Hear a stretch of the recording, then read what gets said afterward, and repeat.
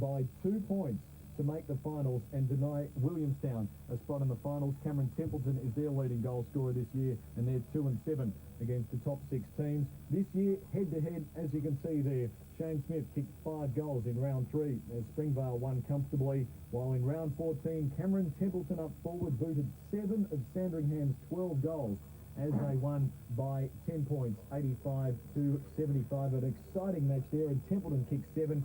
Was some injury doubts about him coming into this match, but the good news is that he's fit to play. Well, look, they really need him, and it doesn't even matter whether he takes the 10, the 6 marks. Yeah. It's just the pressure he puts on the opposition backline, Clinton. He's a real tall.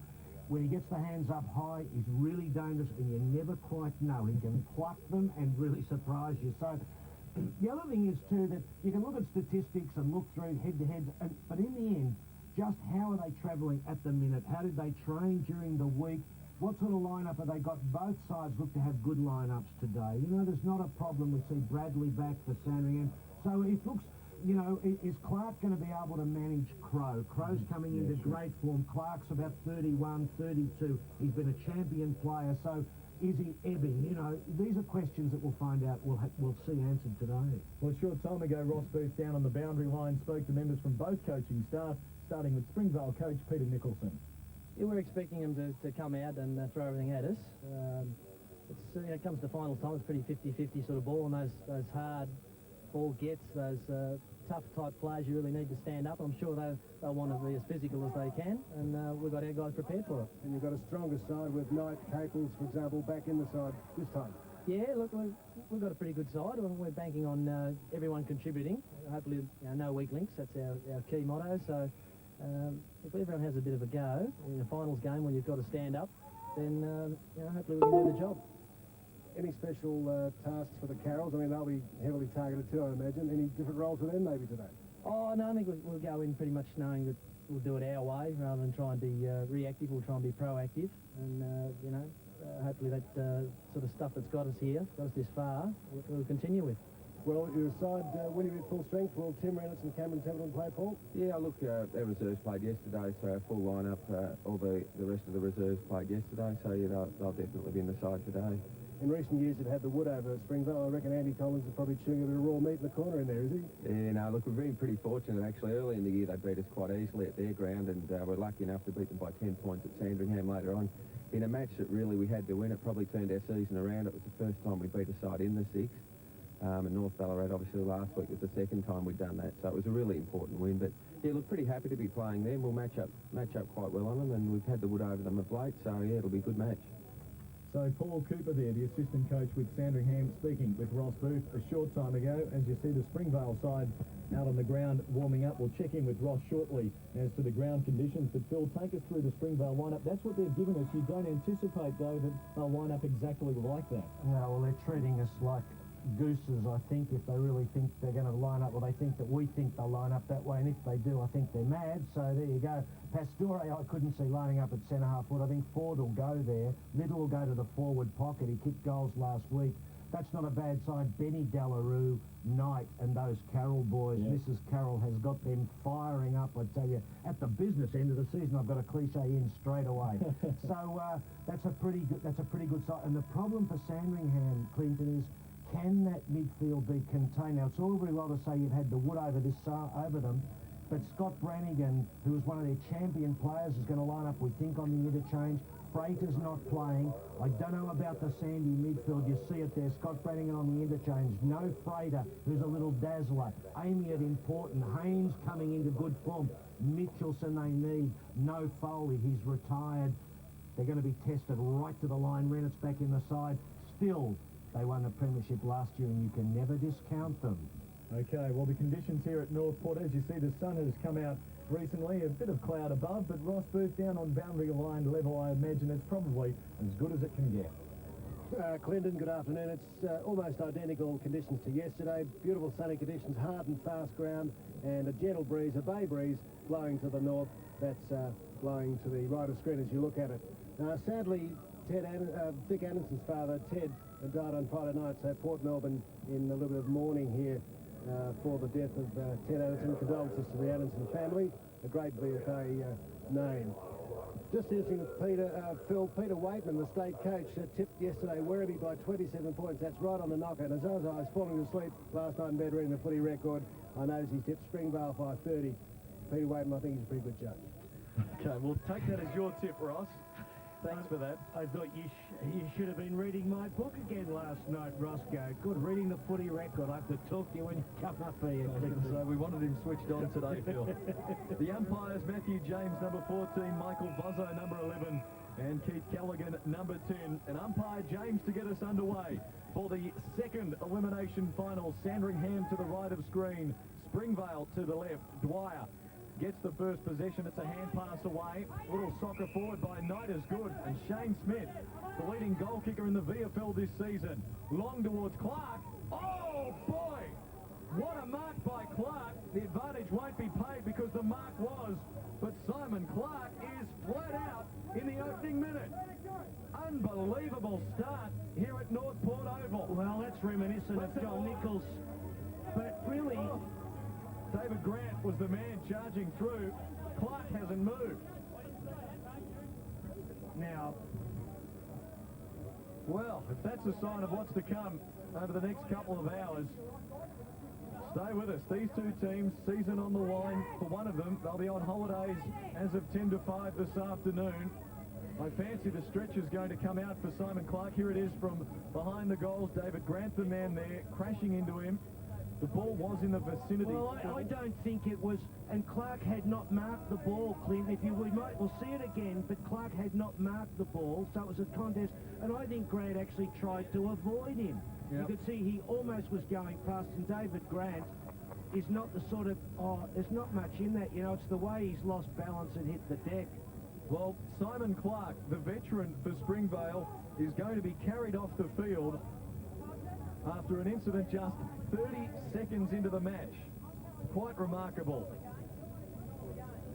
We can hear the umpires chatting in the background to players from both sides. We might take this chance to give you the reserve scores from both matches played today, both at the Northern Oval in Ballarat and here at North Port. At North Ballarat, it was the home side, the Roosters, 17-15, 117 over Werribee, 11-7, 73 in the qualifying final. North Ballarat there comfortably by 44 points, while here in the second elimination final, Springvale 21-13, 139 over Williamstown, 8-12, 60. We'll also keep you posted on the AFL scores today. Sydney over Collingwood by a point at half-time at the SCG.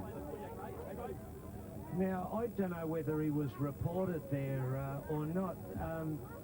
We might try and the get umpire that at quarter time. Yes, the umpire had the book out, but we should point out, of course, Brett Jeffrey played, well, there you see the book's gone in umpire James. I reckon Grant's stiff, if he's been pinched for that, because there was no 50-metre. Well, let's see if he pays a 50-metre. The 50-metre has been paid because the man on the mark is on the goal line. Well, to pay a 50, he's got to have marked the football. I don't believe he marked it. I'll stand corrected when we see it again. And if a free kick was paid, they should have paid the advantage, which was a goal. In the end, it's not going to matter because Dennis Knight will get the goal. This is going to be a very long quarter already. We've played, would you believe, 3 minutes, and we've had 2 possessions. What a bizarre start to the second elimination final. They have to wait for Simon Clark to go off, so we might, Phil, have a look at it just one more time, see if we can keep an eye on David Grant as to whether or not he's got his eyes on the ball or on Clark, who's coming out. We might not be able to see Grant. He comes in late. We didn't have the eyes on the ball. No. Well, let the tribunal decide. Oh, get out of it. Well, they're going to, but your job is to comment on it. You see it, you talk about it. Everyone looks at it at home. People like to know what you think about it, Ross. Yeah, they'll decide. But, we shouldn't get carried away about, because a bloke actually hits the deck, it doesn't mean that he's been badly or unfairly dealt with, and I reckon that was not so much in it anyway. Well, Knight completes the formality by kicking the ball out into the street just about, and Springvale get the goal, but we have had, would you believe, 4 minutes of play now in this second elimination final. And just what a start, Phil. Finals footy. We saw a ripper game yesterday, and today plenty of physical contact in the opening 30 seconds. Well, remember the 1970 grand final when John Nichols hit the deck, from Laurie Fowler there at the MCG.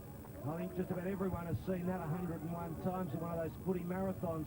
And there's no Brett Jeffrey, of course, playing for Springvale. He Played in lined the up in the twos. Were twos you today. surprised by that? Yes, I was. I'd have had him in the side, I think, to play Tony Pastore at 32 or thereabouts at centre foot is a big ask. Out of form, though, Phil. Jeffrey, according to the Vales, the Yes, Scorpions. but he does a lot of hard work, Roscoe, that I reckon goes unnoticed. And you need Little, the centre wing. And Tony Pastore has not had a good year either, Roscoe. Joy's hand pass misses its target. Trezise is on 43 for the Scorpions to replace Simon Clark. Diving attempt by Caples. Dowsett ran into trouble. Murray couldn't gather. High tackle on Joy by Amiot. Umpire skewered there probably. No, he's seen it. So Matthew Joy, half-back flank. Nothing much on offer. He might have to really go short to Trezise. Liquid kicking style. Pastore's in front. Shortness spoiling. Knight was there to grab the crumbs. Didn't quite fall his way. Jeff's out. Pastore trying hard in the back. Knight with it at pace. Strong tackle. McGeorge was good. Towards David Grant. Tackled well by Smith. Very good tackle. But not winning a free. Got the big job, David Grant, on Little, of course, who has started on the forward line, but Ford has started in the back line, which is interesting. Pastore hurries a kick forward from the bounce. Watch the bounce in the square. Knight off the ground's got his second goal. Opportunist forward play from Dennis Knight. Pastore did well from the ruck contest, and Springvale get their second. Well, this midfield was always going to be a problem for them, for the Sandringham side, and with Knight with 2 goals already, That'll test the under the hamstring. pump. And I reckon, see, that incident in the first quarter with Grant, who I think you'd agree, Ross, a very fair sort of player. Yes. I think that would unsettle him, wouldn't it? He's not the sort of player to engage in rough tumble stuff. He's always known as a ball player, and he needs to concentrate now. The early break with the Scorpions. Finished third. Sandringham 6. Glenn News has had a good second half. Rennett's back in today. Hooks it not enough. Out on the full. Actually, that's a good point, Phil. Mick McGuan mentioned it in our 3-0 coverage on Friday night of the AFL match when Cook got reported. It does play on your mind, as Mick said. I watched that too, and I reckon that affected the doggies because they were worried about, and he would have been worried about it. Rennett's great deliver of the ball. Push and shove. Murray too strong against Dowsett. Right in the centre. Heads out wide. Looking for Templeton. But won't get there. Cut off by Caples. A little concerned about Templeton's ribs. Might come under some attention. He's got down in the forward pocket Hayden Robbins to look after him, as it were. And he's being very confrontationist, I should say, Phil, as I walk past the goal square. It was Hayden Robbins. Dowsett kick's not a good one. Johnston couldn't mark. Ship looking for the free. McKellar, Johnston again. In there is Shaw. Ship got it, goes to ground. The tackle was strong in midfield. Johnston held his balance well, got his foot to the ball inside 50, but into the pocket. Sutherland will take it over. 8 minutes in. Springvale 2 goals, and Bezebra's yet to score. Another good crowd here at Northport as we have a look at the Springvale bench, down to 2 now with Simon Clark. Good player there, John Carroll, sitting on the bench, Phil. Dwyer squeezed the defensive 50 with a hurried kick. Good work by Crow to force it down, but Dwyer there on the second effort. The hand pass won't quite reach Ship, who applies a pretty good tackle on McKellar. Springvale squeeze it forward though. Good use of the body. Haynes doubling back, has Grant out wide, goes towards him, watch the bounce. Grant just taps it over for a boundary throw in. So we've played just on 9 minutes. Springvale with the opening couple of goals. Should they win this match today, Springvale, they'll play Werribee next week in the second semi-final. If Sandy win, Sandy will play Frankston in the first semi-final. So a Springvale win today will give them a double chance. Going forward is Jeffs with a hurried kick. Smith working one-on-one there. Gathers possession, well done. Hand pass was cut off by Haynes, who knocked it away. Knight chasing it down. Well gathered though by McKellar. Sandringham out of trouble momentarily though. Springvale will get there first. Jeffs got a good shepherd from Ship. High ball towards full forward. Roving the pack close to the boundary line, but keeping it in was O'Brien. Tackle applied on Mitchelson. Will have a bounce deep full forward for the Scorpions. Damon Shaw in the hands of the accredited trainers. And Crow limping. Well, And a blood rule as well, Ross. I think Mitchelson going off. yes, he seemed like he was caught in the spotlight there as he was tackled just before that. He might have been suffering from a knock to the head. What have you made of the opening, Phil? Well, they haven't settled down, Sandringham. There's no doubt. I think that the incident with Grant could unsettle them. You know, a report in a final is critical because, you know, there's no tomorrow. You get pinched, you lose a game. And when he's a key player like that, it's a problem. They just haven't settled at all, have they? They just haven't been able to get any system going. I'm trying to look at their lineup. There's a bit missing out there from them. Their midfield hasn't gotten into the game at all. Phil, Justin Crow's limping quite noticeably. Yes. Few bad signs, Roscoe. There he is. So Clark off for Springvale and Crow in trouble perhaps for the Zebras. They're two key ruckmen. He didn't get off the ground in that ruck contest.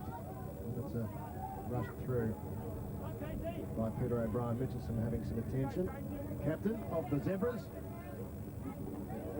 Big task, try and earn back-to-back flags from sixth. They're not going to do it with kick-ins like that. Pastore sends it out wide. It's good. Shaw. Too far out to score, but a perfect pass speared into the chest of O'Brien. He's 50 metres out. You mentioned the breeze before, Ross. It's barely a goal, though, you think? Yeah, hit that to the right of screen to the north. So O'Brien will be kicking into it. Just a slight breeze. No leads up forward now. Teammates backing O'Brien to kick this. 21-year-old. Right on 6 feet tall. A kick from just inside 50. Long right footer. He's got the carry all right. He's got it through. Springvale with the excellent start here at Northport. 12 minutes gone. They lead by 19 points. Well, they're just not getting enough of the ball, Sandringham. They really are at 6 and 7s at the moment. Nothing going right for them. 3 goals straight against them, or 3 goals already up for the Scorpions, who I reckon, Roscoe, are looking rather dangerous. Great start for them.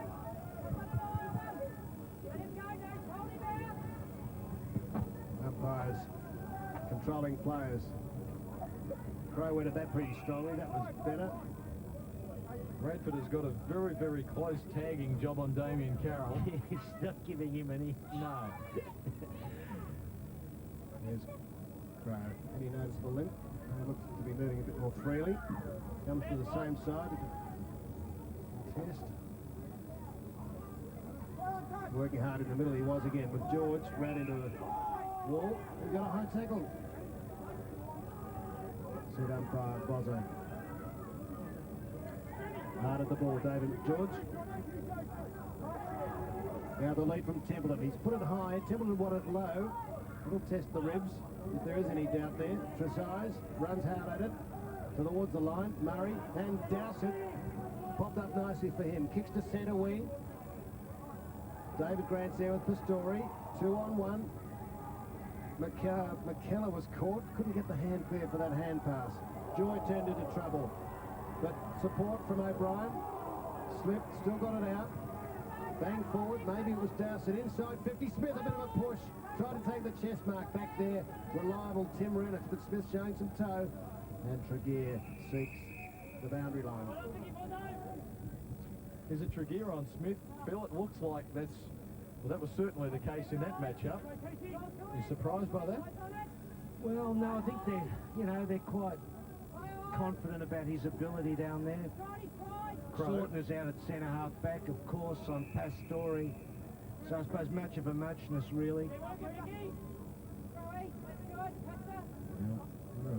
Haynes. Yeah, I don't see what happened to Haynes. Throw in on 50 for the Scorpions. Smith from behind knocks it down. They've got the numbers at the fall through Shaw. twists the kick around his body, but a chance for Sortner to clear for the Zebras up towards the wing. McKellar goes through, can't quite trap it. Here's Andrew Shipp through the middle, got caught high, he'll take the free. And a report has been made as well.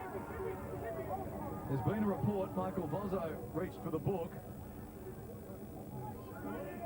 And Amiot, is it? For a high tackle through the middle, watch it here, and there you go. So Steve Amiot gets his name written in the book to join David Grant. 2 reports in the first quarter, and a leaping fly from Little over the top. Well, he kicked goals. There's the big bloke Clarkey. Simon Clark too lined up in that forward pocket at the first bounce, which is very interesting too. And it was shades of 73. Nichols going to the forward line for Carlton as he'd done in the 72 grand final. But Little there, he's a good player. David Grant had him earlier. Don't know whether there's been a change since that time. Probably not, but he played a lot in the back line, Little, but he's a good player. Very good player. Blood rule, Glenn Nugent, one of the vice captains for Sandringham going off. So we've had 2 or 3 blood rules, a stretcher case, 2 reports, and we've played just 15 and a half minutes. So, and Nugent had the job, I think, on Knight. He was certainly manning him up, whether he started on a back flank or was catching Knight when he changed not, but he was certainly minding him a few minutes back. Possession's 31 to 12. So just out of the game. That is staggering. Thanks, Ross. Adrian Little to make it 4 goals, 1 to nothing, and he does just that. Well, they talked about Werribee and Frankston being the 2 that cleared out in terms of the ladder, and everyone else said Springvale is just about the only other one from the top 6, Bill, that could take the flag this year, and that's been borne out so far. Yes, well, they've already made moves. They've got Grant's gone off Little, so, you know, you've got to wonder what planning went into their game here. Knight gone on to Pastore, Sortner now gone on to Little, and it's not as if those 2 have really set the play up at this stage, but they're already making moves in their back half. The Zebras get their second free kick going to Crow. Looks for Robbins, but Shipp got a hand on it well. Sutherland. Round the corner. Delarue's hand pass. Trezise trying to find a man to link up with. It's Delarue who's run strongly. Half-back flank, skimming kick. Pastore had the front position, trying to feed it off. In the right spots, Little. He's claimed by Crow. He's good at ground level for a big man. There he is, laying the tackle. I must say though, Ross, probably the move of Ford onto Templeton's quite a good one in the back line because he's got the height to match it with Templeton. Crow contests it. Mitchelson chases Delarue. Standing the way, Reynolds. Delarue preventing that from coming out. Surely there'll be a bounce.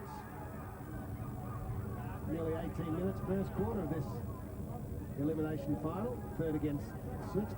And the Zebras get to score. Damon Shaw.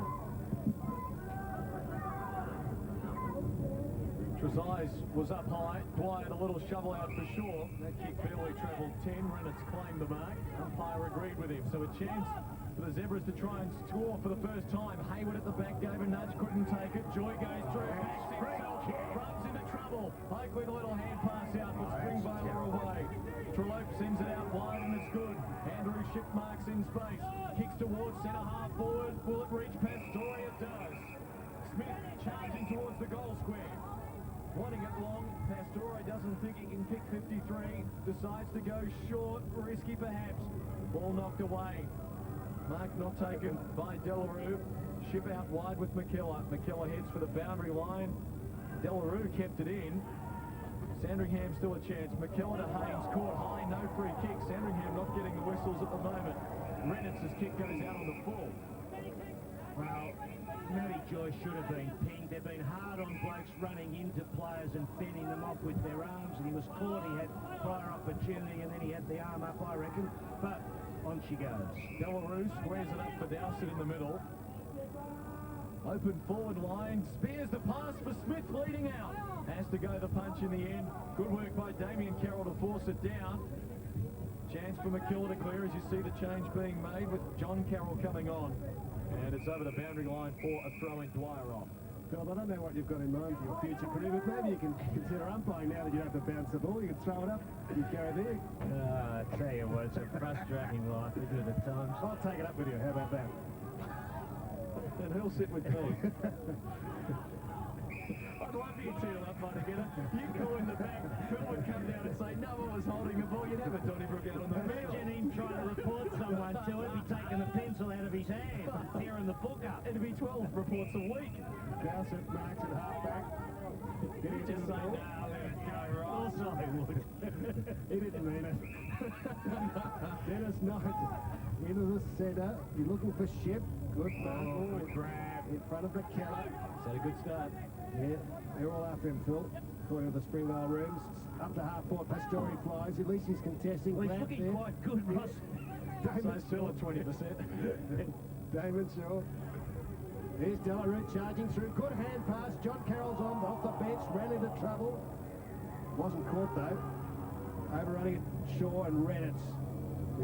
He's very important back there. Yes. Bringing up those 4 goals. It was an interesting... Oh, dear, they're in trouble. Just Darren Baxter, the sole bencher. Yeah, I think that comment might have been directed at the umpires there somehow, or telling someone to remind the umpires about something, but they're in trouble, Sandringham. Free kicks at 2 each over the opening 20 minutes. We're a minute into time on to the elimination final, and Sandringham, kicking with the aid of the slightest of breezes, have not scored. You see the score in the upper left of your screen. 25-0. 2 goals for Dennis Knight, O'Brien and Little singles. Bounce on 50 for the Scorpions. What's going to happen here? Can Sandringham try and squeeze it away? At the bottom of the pack, Shaw to John Carroll by hand was good. Now Joy can set them up. Sends it out wide, but it's a good pass and finds Jeffs. Too far out to score. Drops off a little pass, that's okay. Knight. Again, too far out. Pastore provides a lead. Smith waiting back on the edge of the square. Knight's going to load up the Torp and sends it long. What a goal! Oh. He's kicked 3. None better than that. Wow. From the boundary line at 55, he kicks a massive Torp. Yes, from in front of the Sam Kekovich brick house there, Roscoe, isn't it? We christened that a couple of years back when Big Sammy was in the box with us. Oh. Have a look at that big Torp. Nothing better. Should be a 9-pointer, Clinton. Outside 50, I'd give it a 9-pointer, Roscoe. Yeah, if it was, it'd be a 34-point lead, Bill, but it's just 31 points. You must have that calculator handy, did you? Under the GST, it would have been 34, Ross. That's right. Damien Carroll. Quick little kick by Damon Shaw on his preferred foot was good. The contest was fine. Delarue, another chance for no. Cookies, ball, straightens. Oh, it's got it, I think. Yes! He has 4 goals. It's only 22 minutes into the first quarter. Oh, what a scintillating performance. I think Dennis Knight, Roscoe, back in town. Indeed. A couple of years back, he had those problems with the knee injury, was wearing a brace about 4 years back, and gee, hasn't he come back with a vengeance in this great midfield. As I said, early Nugent had him went off under the blood rule, and he is just in scintillating form. He'd only kicked 16 goals for the season. He's kicked 4 in the opening quarter. What a scoreboard now. Sandringham with plenty of work to do. Joy sends it out wide. They are running in numbers. Jeffs can't trap it. Boundary line looming. Boundary line wins out the kicks. 41-13 in favour of Springvale. The handball 17-7 in favour of Springvale. The marks 15-2 in favour of Springvale. Knight and Chip had a great last quarter to come from behind to beat Box Hill last week, Phil. Kicked a couple of great goals, and so Chip kicked 3. So, and he's missed a bit of football this year too, Phil. Dennis Knight. They went on to win against Box Hill by 26 points last week as we have another blood rule decision. Well, they're the favourite side, Springvale. There's no question about that in terms of this particular game. Sandy struggled to get into the grand final, into the finals. Trinity Trezise, the man there being attended to by the trainers as Damien Carroll gets it to Dwyer. Kick to the 50. Oh, Mitchelson. Good mark. Can they try and set something up for a score? Robbins has it punched away. Haynes A couple of the ponytail players for Sandringham there. Robbins does well, kept his balance nice. Little give was good for McGeorge. He finds Sam Radford. Where's Templeton? His lead is ignored. The ball's hardly been kicked to him. Now he's in the pack here. He climbs. He can't take it. Ball well punched away by Sutherland over the boundary line for a throw in left forward pocket for the Zebras. Kicking high to Templeton a lot, aren't they, Phil? Yes, they are. Right. Well, I tend to think he's good when the ball is high in the air, but he was so stationary in a pack of players. It's not the way to get him a goal. It needs to move into it, doesn't he? Damien Darrell. And Or just to be mobile, Ross, you know, so that you've got your player out of position slightly, but into that big pack. And are those ribs a worry for him? I would think so. Mitchelson off. Oh, gee whiz, they got their problems. High tackle on Tim Scott Brannigan. Chance for the Zebras first. I think he's aimed off the ground too, Phil, because maybe his recall was a ploy to have an alternative target to Templeton. Well, he kicked goals swagger goals in the reserves last week, Roscoe. And I see Baxter's come on out. He's got Dennis Knight. So Dennis Knight has got the merry-go-round working well and truly. And don't they need this goal? Norm Goss medalist from last year. Tim Scott Brannigan. Got it. So they're on the board, the Zebras. It took over 25 minutes.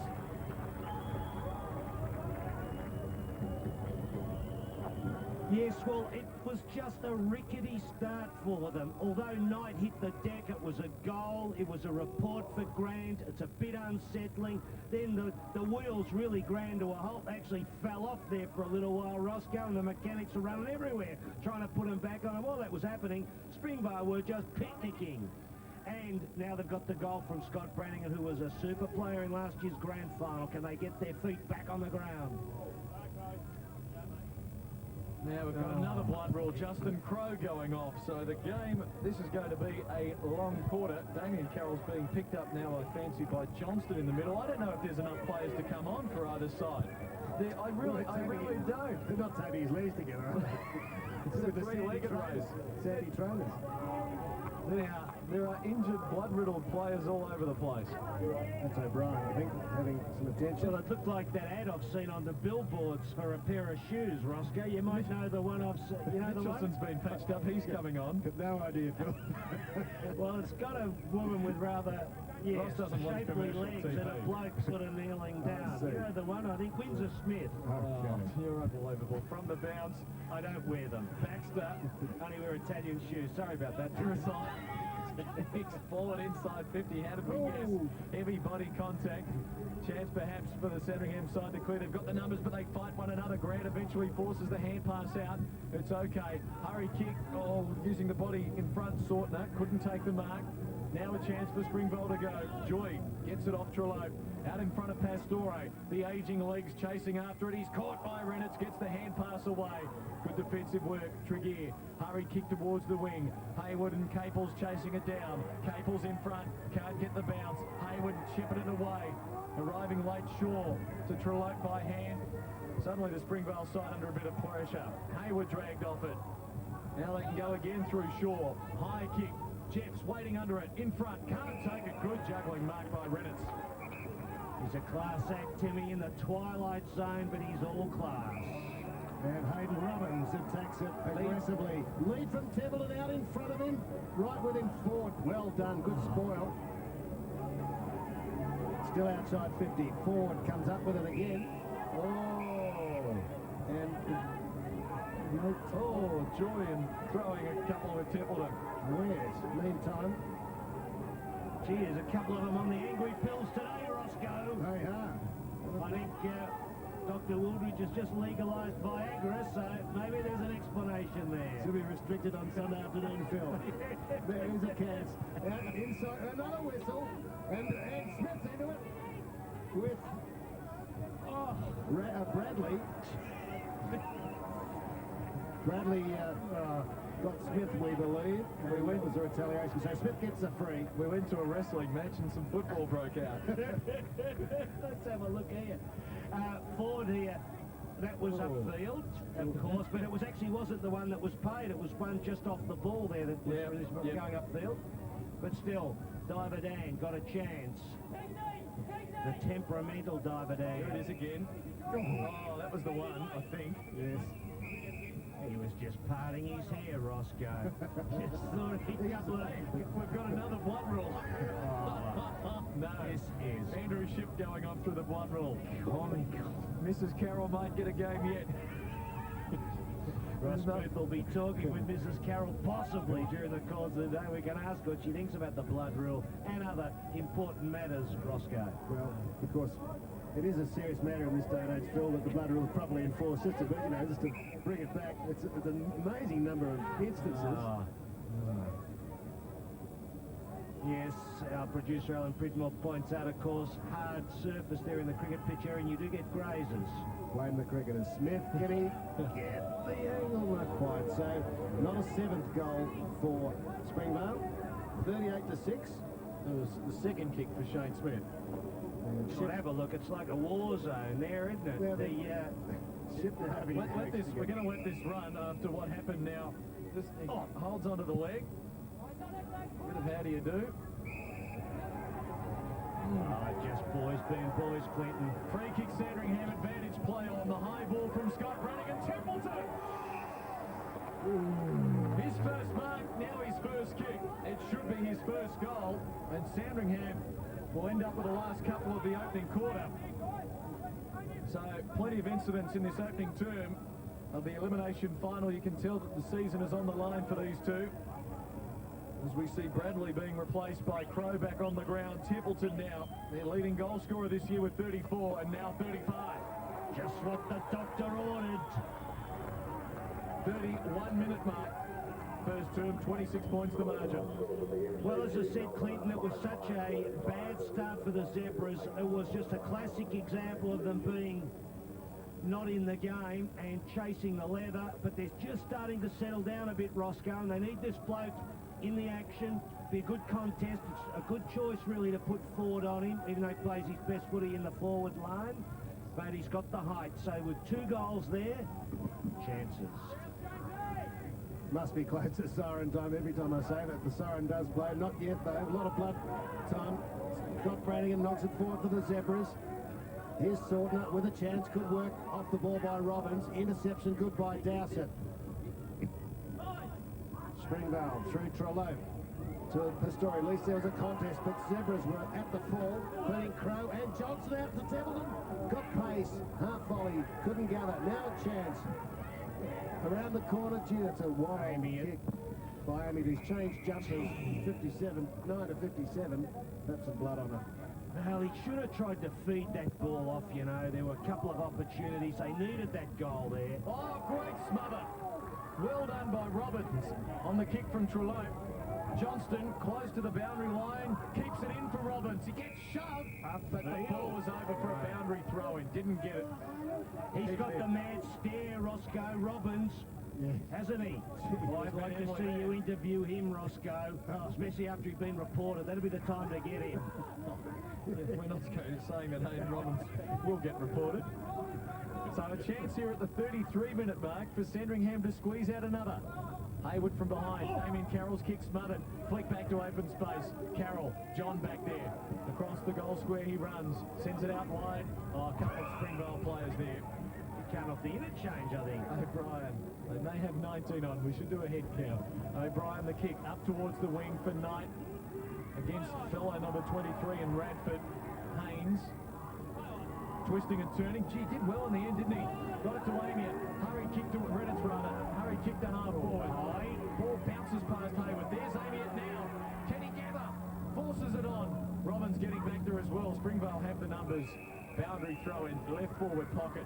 33.5-minute mark of the first quarter. We're in for a long day. There's that man Robbins, and you can see why I think he's got a bit of assassin about him. Got the stare. Yes. Who dished out that bump to him, Phil? From the throw-in. Let me think about that, Ross. Trello under pressure. Hurries it out wide. Ball will stay in for Scott Brannigan. No, it won't. Over for a boundary throw-in. Quarter time at the MCG. Melbourne comfortably over Richmond. 5-5-35. Either To the Tigers 1-2-8. Sorry, Clint, either you don't know, Phil. Wonder if Hayden Robbins knows. Has he got his number? throw. Someone will tell him. Hayward in front of Trezise. Damien Carroll might Very send it back slippery to the there. line. Does so. Another boundary throw in. 34-20 on the clock. 38-12 the score. Simon Clark warming up. Good to see. I told you there was nothing wrong with him. A big black eye. Just hit the deck pretty hard, I think. Oh, lost his footing. Trezise in front of Crow. Down towards Dowsett. McGeorge. Oh, him off the ball. Radford couldn't grab it. Danger. Hot, Roscoe. It is. Sandringham has certainly fought back over the last 12 Yeah, they have. Look, Clinton, really, I can't emphasise enough how that incident in the first couple of seconds, in particular being Grant, I just feel that unsettles the team. Leader, very much a ball player. It's worried him. You look at Grant, he hasn't come into the game at all yet. Taken by Crow.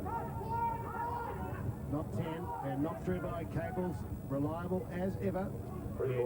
See, Grant, the whole quarter, not one possession for Grant after that incident. And I think that's a little indicator.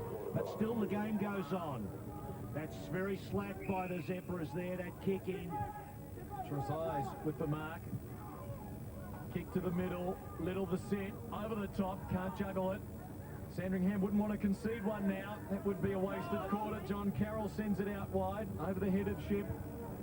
Charging after it, McKellar does well. The delivery up towards the wing. Out in front of Amy, and it sits nicely for him. A high ball. Templeton won't get there. It'll bounce over perhaps for a throw, and it does. We've now reached the 36-minute mark of the opening quarter. Maybe the timekeepers just want us to play two halves today. Well, there's been more drama in this first quarter than a federal election, Roscoe. And October 3, the federal election, if you haven't heard the news today. October 3, we'll be going to the polls. From the throw-in, hurries it to full forward. But Ford has played well on Templeton. And the long 36-and-a-quarter-minute opening term comes to a close. You were going to say, Ross, now you'll hold your tongue.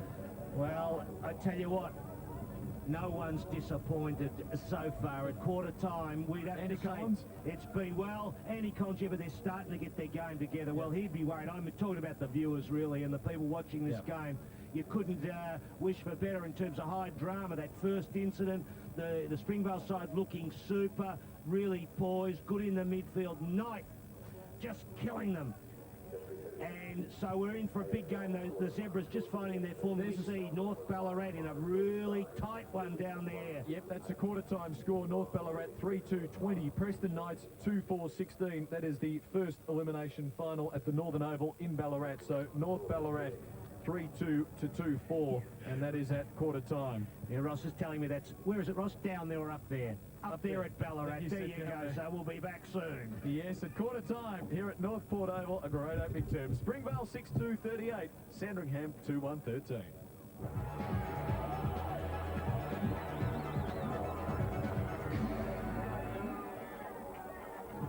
Tonight, start the night off right with some good news on Hetty Wainthrop Investigates. The time has come around to make you a bona fide partner in the firm. Oh, huge jump. It's 6 o'clock. The news from the BBC with Gemma White. A brand new drama in the red. So the question is, who wants to go around murdering bank managers? Question is, Sergeant, who doesn't? Then Voices, performance poetry in Australia. Think of me as your cat. Then Compass on Campus. My father still refers to me as my son, who's the part-time general practitioner, not the full-time Christian minister. Tonight on ABC. In the Melbourne Symphony's innovative and groundbreaking Metropolis series, the next concert features works by the Minimalists, led by renowned Dutch conductor Reinbert de Leeuw. 3 movements by Steve Reich, Shaker Loops by John Adams, and Louis Andriesen's Die Stadt. Just the one performance, Thursday, September the 3rd at the Melbourne Town Hall. Bookings on 136166. There's Regar again, round the wicket. ABC Local Radio. And balls to... Ball with ball! Ball behind. Bowling them over at the Commonwealth Games. So welcome back to North Port Oval. We're at Springvale, 6-2-38 to Sandringham, 2-1-13 at quarter time. Three-quarter time at the SCG in Sydney. The Swans 15-8-98 over Collingwood, 12-7-79. The margin there, 19 points. Melbourne a 5-5-35. Richmond a 1-2-8. Quarter time at the MCG, while quarter time at the Northern Oval in Ballarat, North Ballarat 3-2-20 over Preston 2-4-16 as we head down to the Sandringham huddle now and their coach Andy Collins. Right, just out the other wing should be Sammy. Right, just come out the wing. Right, Corey, you're just going to come up forward just to start. Right, basically operate in centre forward. Ricky, right, you just come around, operate. Corey, you come back here and operate, you know, then where Muzz has been operating on. Alright, and Ricky, you just work up in front of in Corey. Alright, Nate? Yeah. Alright, that'll use you and Tempo as the lead. Just come up forward, okay? Alright, Hive, you're just basically on the wing running around. Alright, and the sticks running around. Alright, Haynes, you come onto the midfield. Mark, you'll be rucking. Alright, let's get in. Rattles. Okay, that's your Serge, Muzz and Benny on the bench, okay? Just a bit of time. Alright, our 5 should be Tempo, Ricky, Corey, DB and Rattles. Our 4, Jono, Cam, Hainesy, Hive, Sammy, H, Sticks. Alright? Come on, boys. Start on the bottom here. On Friday night we spoke about refocusing. Right? Refocusing to our goals, alright? 2 goals that we have. One is to beat our opponent, and we've got a few blokes that haven't even been able to get back to nullify the opponent. Remember, it's the first step to get back on it.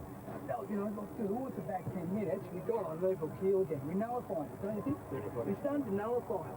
All of a sudden now, once we get the nullify, we're going to slow the into the game. Start to beat our opponent, start taking the initiative, and start working over it. Spoke about 2 tackles each, and we're down 7 effective tackles. Come on. 7 effective tackles because they're breaking us through and they're running forward. These guys will run forward of every contest you know. Therefore, the chase has got to come from behind. You take responsibility for the man-on-man pressure. Every one of us, man-on-man pressure. Don't allow them to start dictating turns by them running forward. You know, it's basically back to the old Preston days. Don't allow a bloke to come past you.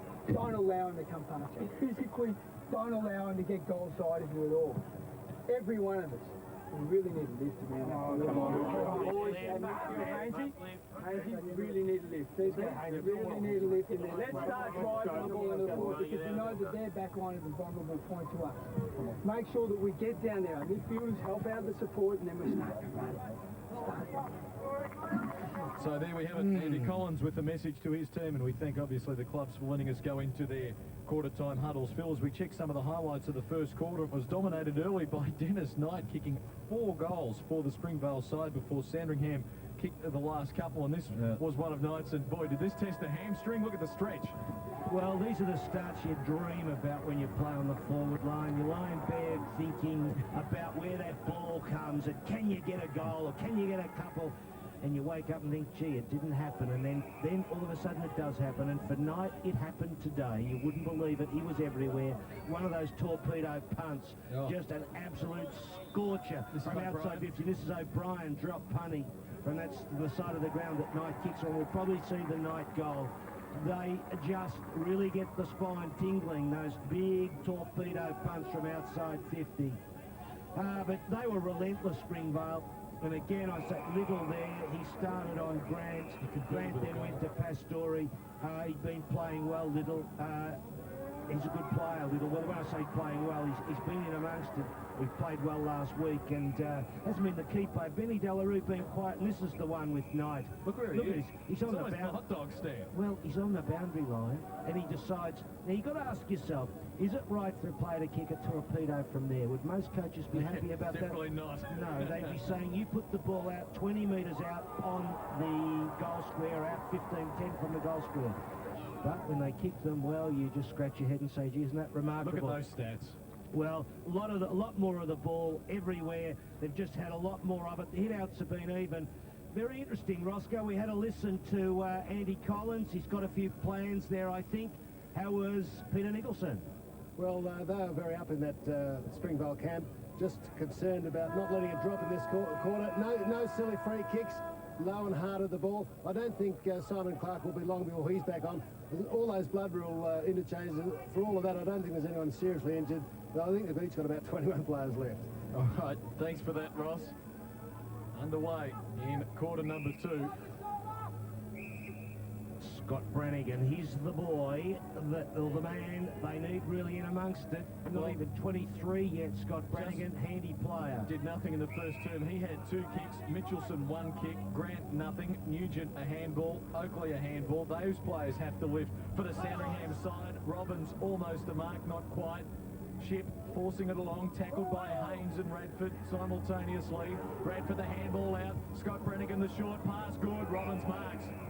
Meanwhile, for Springvale, 9 had 7 kicks, Trezai 6 possessions, Shaw 9 possessions, Delarue had 5. Rennett's the best for Sandringham with 7 possessions. It's interesting with the Springvale, the midfielders haven't dominated. That would be a bit encouraging for Andy Collins. This a big kick from Robbins. They need it. Would be a good start to the second term, but it fades away to the left-hand side, just to behind.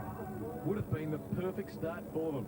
Now, what are they doing? Gee, they're slow to get on their zone defences there, Sandringham. You wouldn't see that on screen, but I don't know.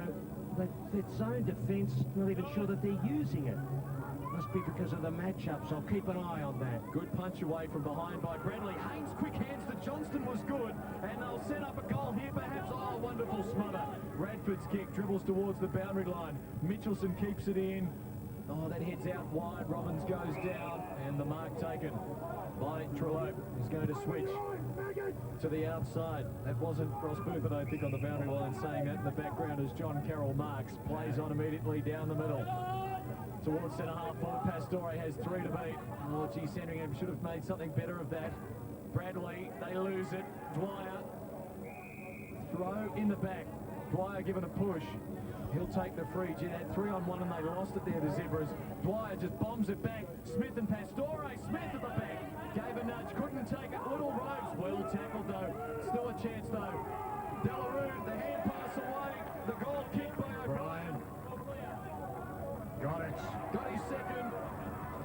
And instead of Sandy getting the first for the second term, Springvale back to a 30-point lead. Well, a couple of mistakes there by the Zebras, one in the forward half and then one across half back with that 3 players, and they messed up.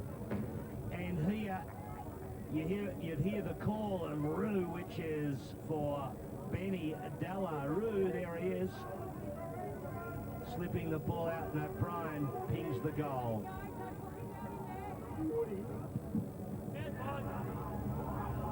Bradley, uncontested. John Carroll knocked it away. Damien Carroll now on the wing. In hot pursuit, will have to gather it cleanly.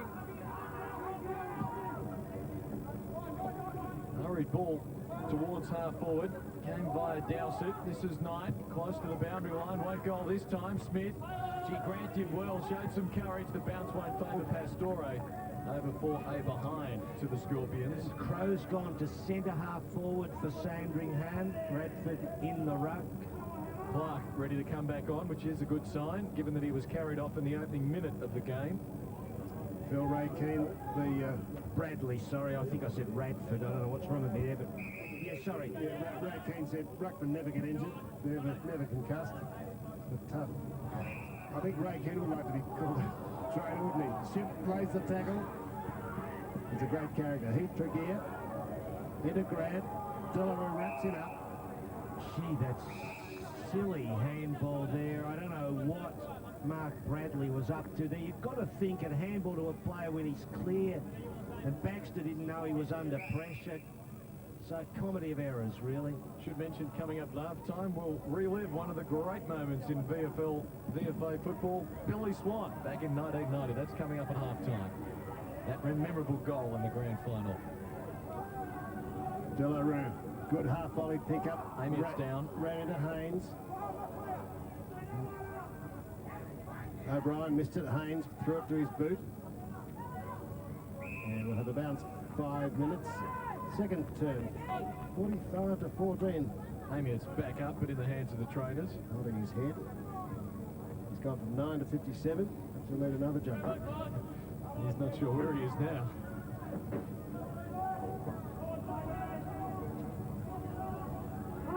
Concentration by umpire Bozzo. Bradley leaps high. Chance for Haynes, but John Carroll started on the bench. Brother Damien with a hand pass. O'Brien's been busy.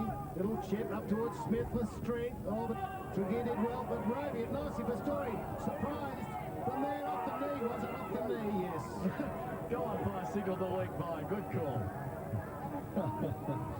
Stiff there. I see Haynes looks to have Johnny Carroll. Ross, you virtually mentioned that there, and Radford had Damien Carroll before.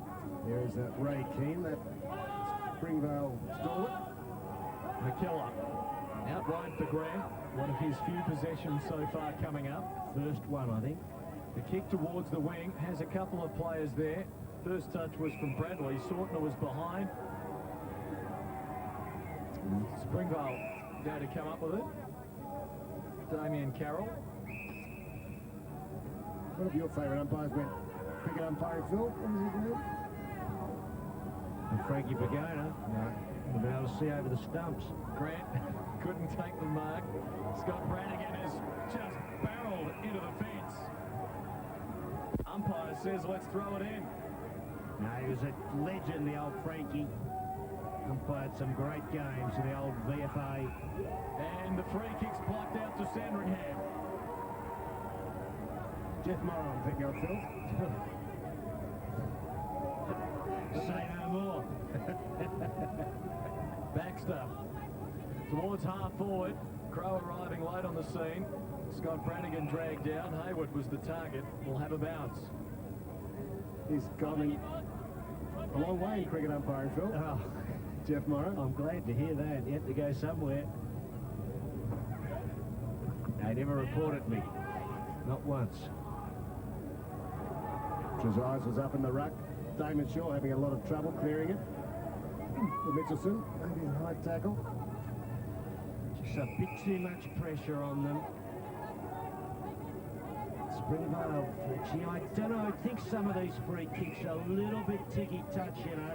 Yet players are being, a couple of Springvale blokes have gone into tackles, been tackled and not had the frees paid against them. Smith went up the ground. In front of Tregear, it was a good mark. Hit the ground, didn't it? Well, he got it, but anyway, replay might show us. Pastori to Ship, squeezes out the hand pass. Clark, trying to knock it out, he does. Keller had nowhere to go. Damien Carroll pushed off the ball by Baxter with George. Desperate to get it to boot and kick it to half-back flank. Amy chasing hard. And over the line in front of Brett Trello. Possessions 92 to 51 in favour of Springvale. As we have a look at the mark, Phil, you can make your decision. Well, you know. Thanks for that decisive comment. Well, it hit the deck, didn't it? Hit his hands and bounced out. Pastore with a push off. Couldn't take it. He might get half a chance, but Haynes is quick. That's a free. Actually worked pretty hard, Tony Pastore there. McGeorge to Johnston. Open forward line. He can go to Crow. Decides to go towards Robbins. Well, almost in between the two, didn't he? Good work. And Caples, solid as a rock down back, has Smith on the wing. He's got a couple of men short. Goes over the top for John Carroll. O'Brien is running alongside. Carroll to Clark. Wide kick, not a good one. Crowd 150 you can hear in the background. It was a clear mark. 3 minutes. Decides to go short. Bradley. Now they can try and set something up with Johnston. Just chips it to half forward. Robbins can mark and go. Oh, inside. Doesn't go. Baxter leads him. He takes too much time there in the forward line. Crowd's up. Over the back He now. can go long now because the square's open. He kicks it back. The players hurry back. Haynes Rhodes running out of room. Discipline play to centre it, but he centred it too far. And Sortner can't keep it in. Yes, I thought that Robbins could have slipped the ball into the corridor. Peter O'Brien heading off there. Yes, a lot of interchanging going on. 2 goals to him already. 4 to Dennis Knight. Sutherland ran into his teammate Ford. Baxter, tackled by Dwyer. That travelled 10 metres. Just, it was marked by Dowsett. Robbins aggressively guards the mark. Something I said, Phil? Something you saw? No, I thought Robbins and aggressively is sort of a truism, isn't it? That's right. Redundant. Little chip from Tello to Mick Dwyer. Missed most of the first half of the year. And some recent matches. Kick was poor for Sortner. Whistle on play, but lets it go. Bradley, clear space. Penetrating left foot kicks, all right. In front was Templeton, had to stand. And Trezise did it so nicely. Out to Knight to Ship. Centre wing. Bradford arrives late. The kick's a beautiful Dennis Knight. Just inside 50 he marks. He'll come around a bit, improve the angle. Certainly kickable from there. He'll get the distance if he goes for the big posts there, Roscoe. So, beautifully weighted kick from Andrew Shep. Now Dennis Knight. Confidence must be sky high. Going for number 5. Oh, bang! Cockbacks. Breeze. Ooh. If anything, just dragging it to the right. Well, we won't give him a Lunic stamp for that kick, Roscoe. I've got a big collection of Lunic stamps, you know, which I'll talk to you about later. Reynolds to bring it in. One of your favourite cartoonists, no doubt. 11 minutes gone. Second term. Long kick. Sortner couldn't take the mark. Grant. Hand pass away. Put Scott Brannigan under the pump. Kick towards Johnston. He couldn't take it. Dwyer does well. Forces a little hand pass out wide. Now Damien Carroll. How look out. He just gets it away before Baxter meets him. And Smith used his body well. Did he get the first touch? That's No, the he question. did not. He did not. That was definitely touched, I reckon. Used his body strongly. No, then I might have to take that back. The umpire's closer than I am. Smith now for his first. He's kicked 70 for the season, the leading goal kicker in the VFL. And now puts through his first this afternoon, and Springvale on the march. Perhaps into next week. Second semi-final against Werribee. The margin out to 39 points. Yes, well, you saw this play in the midfield. Not much chop there by the Zebras. And let's see, was it touched? I thought initially, well, if it was, Might have been one of those very fingernails sort of thing, yeah. and the player knows that he touched it, but to everyone else, you just can't tell. I think the umpire was right to play it as a mark. Haynes through. It ran into Knight. Mitchelson couldn't drag it clear. So 6.5 goal deficit facing the Zebras. They need to lift. They're trying, but they've been blown away early by the Scorpions. And Dennis Knight, up goes Trezise. Bradley with the fist. Cruel bounce for Justin Crowe. Looks like to get half forward. John Carroll, tackled by Robbins. Still got his kick away. Good judgment, Ben Delarue. Now Clark's one out in the goal screen. Makes the lead. Here comes Clark. Edged under it by Redditz. A quick kick by Smith. Knocked to the line by Tregear. Gives another chance to Smith. Bouncing ball. Story Shepherds. Number 2 to Shane Smith. And number 9 to Springvale. And that is a 7.5 goal lead. Well, they just got too much class, the Springvale boys. Their midfield is starting to just crank up in this second quarter too. Being able to throw the big bloke in the forward line. It's a good tactic. That's how they lined up with Clark in the forward line. It is a good tactic because he tires a bit, and if they can just give him a little bit of a breather and he puts pressure on down there, it creates opportunities for them. And Smith there reaping the opening. 45 points the lead. Trezise knocks it down. Sandringham have got to start soon. Crowe. Handball taken by John Carroll. Missed the target in Joy, but they come up with it again anyway. Little.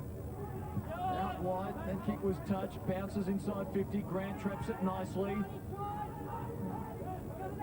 Hand pass comes out wide for McKellar. Underground handball for Johnston. Twists, beats a couple, does well. Baxter now. Should go long, decides to go short. That's okay. Bradley's got it. Too far out to score, Mark Bradley. The left foot kick. Deep towards full forward. They've got the numbers. They've got the mark through Hayward. An understatement to say they need this. Well, it was a good kick by Bradley. He spotted realised that he went longish. In front of that coffee forward, there was an opportunity. And Hayward plucked it, Roscoe. He should go. Relatively tight angle. Oh, he doesn't. Dear, dear. He will be lucky to score. He doesn't. Out of bounds on the full. Not a good kick. Not a good sign. 6 goals in it. Great pressure on the Zebras. Make it 7.5. Gee whiz, there you go. Inflation. Time moves. Rick Hayward came to the club from Traralgon. Down goes Radford. Just 2 goals from the Zebras. So we really need to convert that opportunity. Knight. Then Sortner. Now Baxter. Hayward another chance. With him Sutherland. Amiot held. Haynes on the left foot. Bouncing ball. Good play. No prior opportunity there. Umpire Bozzo deciding to ball it up. Much to the chagrin of Mr. Robbins. There you see him, number 10. Got the look, got the style.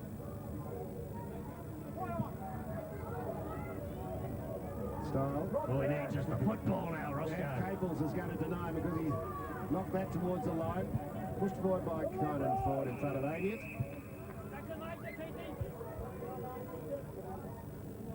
Now we saw Werribee get out to more than 10 goals yesterday, wasn't it? And Frankston clawed them back. Bradley knocks it forward. Amiot hovering over the footy. Must be careful. We'll have a bounce. 17 minutes into the second term. The loser out. Springvale, if they win, they'll play Werribee in the second semi-final, and they'll therefore have the double chance. The winner of that match will play in the grand final, the loser in the prelim. Haynes has played well. Knocks it on. Well done, Haynes. He set that up. Radford finished it off, but Haynes set it up with a couple of good efforts. And Sandringham get their first goal of the second quarter. It took 17 minutes. Yes, well, Clinton, it was just hard yakka, wasn't it? Haynes there, a lot of his kicks have not gone anywhere. He's been in under the packs, but finally it came out to Radford. Just sheer, dare I say it, Roscoe, persistence. Does that come out of the book of cliches? It probably does too, but it's a word I think that's appropriate for that particular goal, so I have to use it. So 3 goals to the Zebras. Need another quick couple. Clark's back in the ruck for the Scorpions.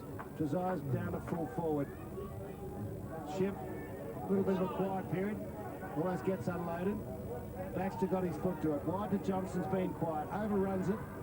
His foot was in the way. That was good. Oh, Mitchelson and Caples met solidly. 2 players who would respect one another. The hardness of the ball. A crunch of body on body, Roscoe. Nothing like it, is there? Right next to the fence, Phil. Lovely sound. Clark nicely works to the front. Scott Brannigan couldn't break the tackle of Matthew Joy. Umpire James, he was pumped up, Phil, before the match, listening to some music.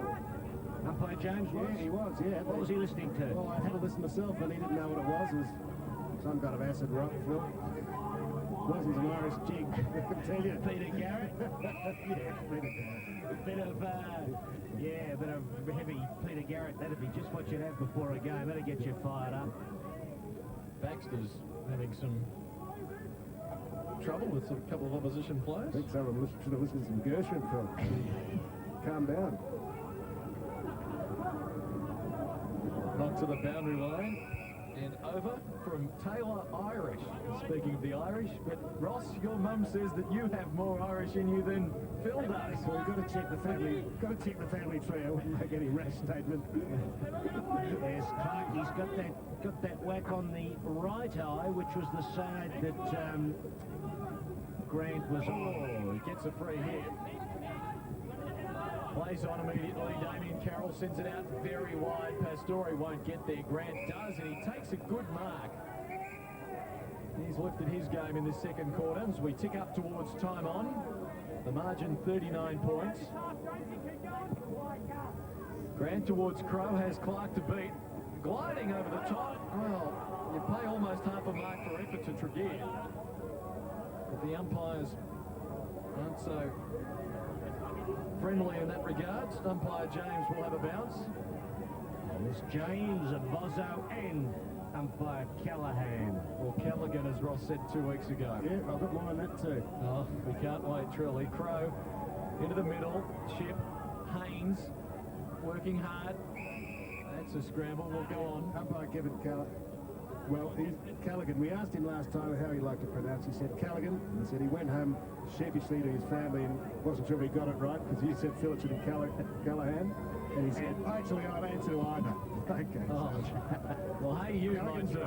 Clark knocks it inside 50. Knight, he's got 4. He won't get there first. Tregear sends it out wide. Little though is there. Oh, the hand pass back to Ship. He's playing well, but the hand pass is knocked away. Tregear with a second effort. Will the kick stay in play? It does. Bouncing out towards the wing. Fighting hard, Hayward. Working well there. Sutherland as well. Out on the full, the trainer says. And he's got the decision to go Springvale's way. Smith leading out. Joy there first. Still Joy. Can't get it. Crow. Knight. Is this number 5? Out to the right-hand side and will bounce over for a throw-in. We've got a half-time score. Melbourne, 16-46. Richmond, 4-3-27. That match at the MCG. The Demons by 19 points at half-time.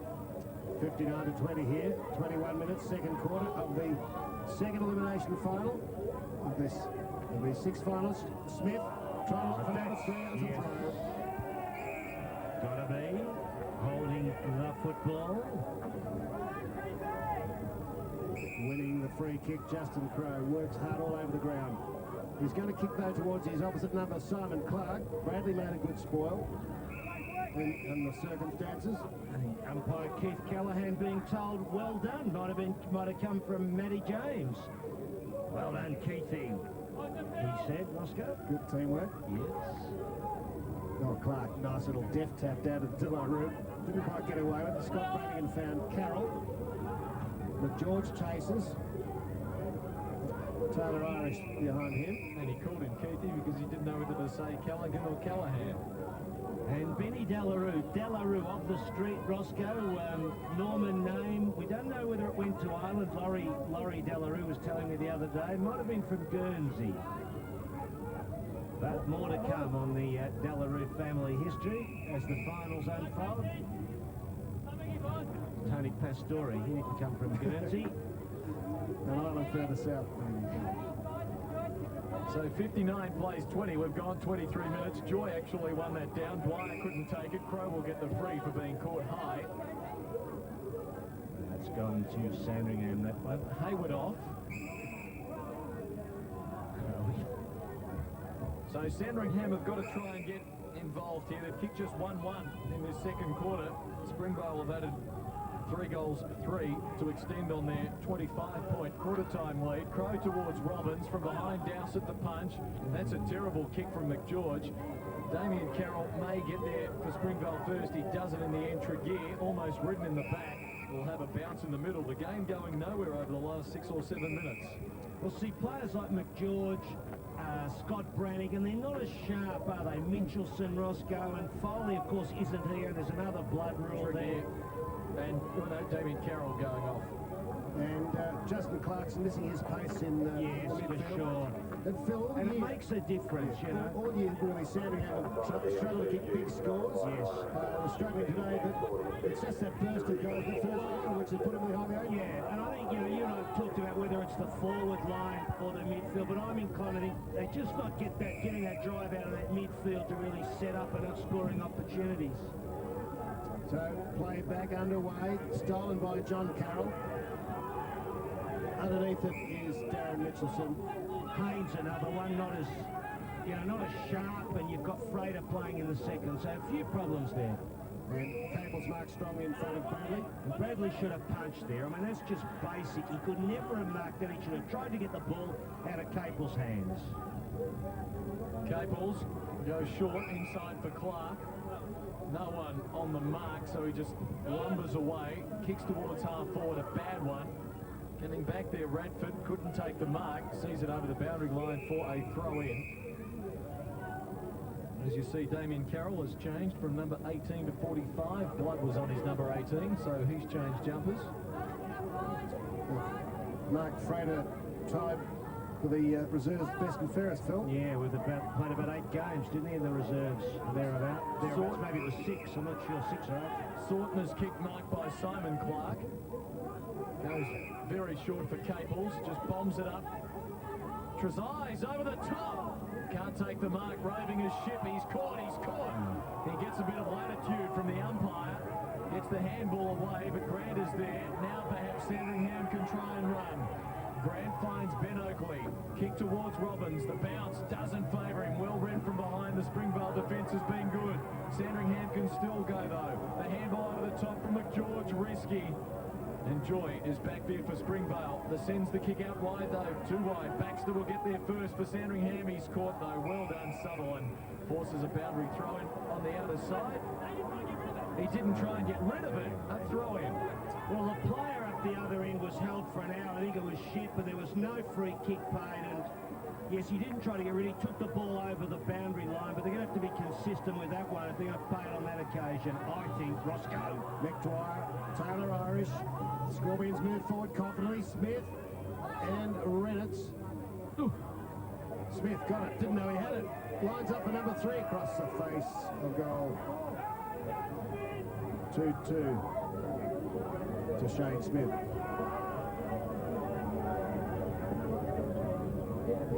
Tim Reynolds back in this week. Missed with suspension and injury. Half-time score through from the Northern Oval in Ballarat. North Ballarat 7-6-48, leading the Preston Knights 3-8-26. So North Ballarat by 22 points at half-time at the Northern Oval. That score just in. We've got another boundary throw-in, so 22 points the margin there. The margin here is 40. Obviously, that's an elimination final as well. The loser out. Should Springvale go on to win, the matches next week, if North Ballarat go on to win, North Ballarat will play Frankston. Springvale will then meet up with Werribee. From ball pushed back towards the boundary line. Final score at the SCG, the Sydney Swans, 18 goals, 11, 119, have beaten Collingwood 16, 11, 107. So the Swans by 12 points. Tony Shaw's season ends in disappointment. Perhaps his coaching career will wait on that as Crow sends it out on the full. So 18-11, 119 the Swans. Collingwood 16-11, 107. Josh just about got hit there, but he's okay. And we'll have the free kick to be taken for the Springvale side. By John Carroll. Wearing 24. Inside 50, Trezise, known for his leaping. Ship trying to gather dust, dragged it back in and couldn't get away. Double tackle there. No trouble with the Zebras' desperation. Just clean football they're needing. Trailing by 40 points. Andrew Ship, back flanker, youngster for the Scorpions. Trezise, his run was blocked. Right on siren time. 3 goals in that term to the Scorpions and 1 to the Zebras. A low-scoring quarter after 8 goals in the first. Well, Phil, plenty of problems for Andy Collins and the Sandringham team. They certainly played better at the end of the first term, but the quarter-time break came at the wrong time for them. They didn't come out firing in that second term. Yeah, well, they've put some pressure on, and Springvale haven't really cut them out of the contest yet. It's going to be difficult for them. They've not played well. Their midfield is a serious problem for them, and of course Templeton's not taking any marks on the forward line, but that's partly because the ball's not getting to him. They're struggling at centre half forward. They've fiddled players around, but without any great consequence so far. It's going to be a bit of a tall order for them, but they need to get that midfield going. They need Crow to get into the ascendancy, and who knows, maybe they can bridge the gap, as we saw Frankston do yesterday. So there is the half-time score. Springvale 9-6 to 3-2, and Dennis Knight still the main man in terms of goals. He booted 4 in that first term, 2 each to O'Brien and Smith. Well, they've had a lot more of the ball and they're looking good, Springvale. So half-time here at Northport Oval in the second elimination final. Springvale in control by 40 points. Just that score again from the Northern Oval. North Ballarat 7-6 to Preston 3-8 at half-time. Here at Northport, Springvale 9-6-60. Sandringham 3-2-20. We'll be back very shortly.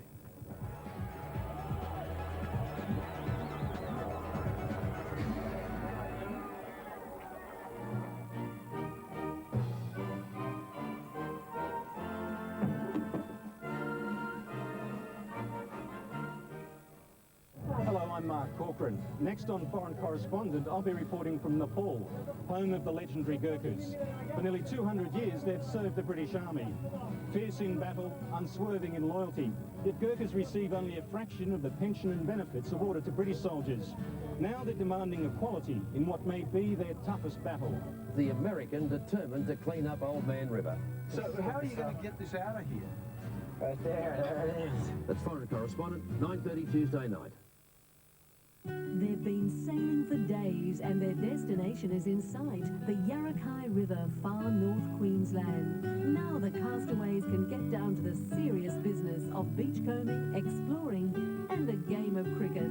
There may even be time to catch a fish or two. A river somewhere, 8 o'clock Wednesday. A world-class The performance. Commonwealth Games on ABC Local Radio. Good. That's a quality gold medal. Very uplifting. So half-time here at Northport Oval. Springvale 9-6-60 to Sandringham 3-2-20. The margin 40 points, and maybe Springvale heading towards the second semi-final next week. Should they win this match, Springvale from here, they will go on to play Werribee next week, and the winner of that game will go on straight to the grand final. Should Sandringham fail to come back in the second half, I wonder what Andy Collins is going to tell his boys then. It could be all over for season 98 for the Sandringham side. Well, last September, in partnership with the Royal Australian College of Surgeons, Victoria Police and also the Youth Affairs Council, they got together and produced a program called Operation Leader, setting out to educate young people about the dangers of using and also carrying knives. Recently, I spoke to Detective Inspector Ray McLeod-Dryden from Victoria Police and asked him what were the areas of greatest concern regarding knives and crime. The main areas where knives are being used in crime are clearly in assaults and armed robbery, with assaults being the more prominent of those, but it is certainly a concern for us with armed robberies on convenience stores and the soft target type of areas. I guess they're so prevalent because it's so easy to access a knife, isn't it? It must be one of your concerns. It certainly is, and not only are knives accessible at stores, various stores throughout the metropolitan area, but in your own home you can access a knife from the kitchen cupboard. So it's a very concerning area for us, and particularly when those knives are being used in crime. Is it mainly young people you're targeting with this awareness campaign? No, we're targeting right across the board. Although statistics do show that youth are involved and do carry knives, not in terms of armed robberies and similar offences, assaults, the knives are being carried and being used by the wider cross-section of the community, and so middle-aged people are certainly being involved in that as well. So we're targeting it really everyone, I suppose, but the Youth Affairs Council are very supportive of our ideas, and that's why they've joined the partnership because we believe that education of youth in terms of the carriage and use of knives is very important. Now, Task Force Mbona is an offspring of Operation Leader. Can you tell us a little bit about that? Yes, as a part of the operation and the efforts of police to curb the incidence of armed robbery, robbery teams were set up in selected police districts to target offenders who are responsible for committing armed robberies, and we're hoping that the coordination of those offences by the teams, those particular select specialist detectives, is improving our chances of solution and catching the offenders. So Detective Inspector Ray McLeod-Dryden there talking about Operation Leader, part of the VicSafe sponsorship with the Victorian Football League. Half-time here, 40 points the margin, Phil. Springvale looking the goods at this stage, I guess, against Sandringham. What do you think would be Andy Collins' message at this stage? Well, look, I think he's, it's really backs to the wall because I don't think he has the artillery, basically. The midfield's just a bit of a problem for him. They can't match it with a side that's better performed and I think will cruise through. But you never know. Maybe they can swing it around. Now, one of our favourite parts of all final series is looking back at some of the highlights and the great memories. And I reckon we've just about worn out the tape for what we're going to see shortly. Billy Swan back at Princes Park in 1990 with that memorable finish. Well, it was one of the greatest grand final conclusions you could ever see. Willie had lost 88-89 against my side, Coburg, out at Windy Hill. In 1990, it looked like they were gone. Phil Malin had Springvale up. You would have reckoned they'd go on and win it, and it was just one of the most stunning calls, and I think you'll glean that from the call. You won't glean it, you'll know it. It's pretty explicit. All right, well, let's pick it up. The final moments of the 1990 Grand Final, Williamstown versus Springvale at Princes Park. Hemming them in, Springvale. Here's Michelli running out of the back pocket. Smith. Rickman's led into the pocket. He's 20 metres clear. Running straight at him was Mendy. The chance here for O'Connor. A goal! Oh, sensational, Peter. The Seagull faithful go wild. First for Marcus O'Connor, and it's 19 points the difference. And McTaggart did very well in defence. He held the ball up. There was no options offering up further afield till a break finally came, and I think O'Connor off the ground. I think Williamstown will get up. Oh, there's a big statement. Great spell by Mendy. I think they will. If crowd support counts for anything, they will. Well, we've had 11 and a half minutes. Brown went to Prosser, got one high. Kicks without looking. In the way, McTaggart. Quickly onto Howlett. Straight down the middle they go. Out to Aziz, who's in the pocket with Nickel. Oh, Aziz steals it. Gets one high. Breaks clear, shoots it, goal. And it's pulled through. Oh, Ross. Nostradamus again. Oh, what a revival. And they're getting the ball out of that centre bounce area round. And Phil Malin is, we see it on screen again. That was a poor effort by Stuart Nickel, and then a poor tackle. And the result. Terrific recovery by Aziz. Robinson's clear, beautiful pass. Oh, great football, Springvale. Under pressure. They're still going for their passes, and they're hitting their target. Well, they take a risk, don't they? But their touch is so good. Boy, he needs to kick this one, Robbo, because if he doesn't, Williamstown will get this real sniff again. Well, distance, no problem. Directly in front. Oh, they've left Maloney unguarded. Cardinal errors made by Williamstown. I think they're due to miss one of these, though. Well, I mean, they've kicked 15 behinds. How many do you want them to miss? Oh, well, Bucksy's kicked a few from here. 29 scoring shots to 22, and they're only 2 goals up. But heaps of pressure on Maloney.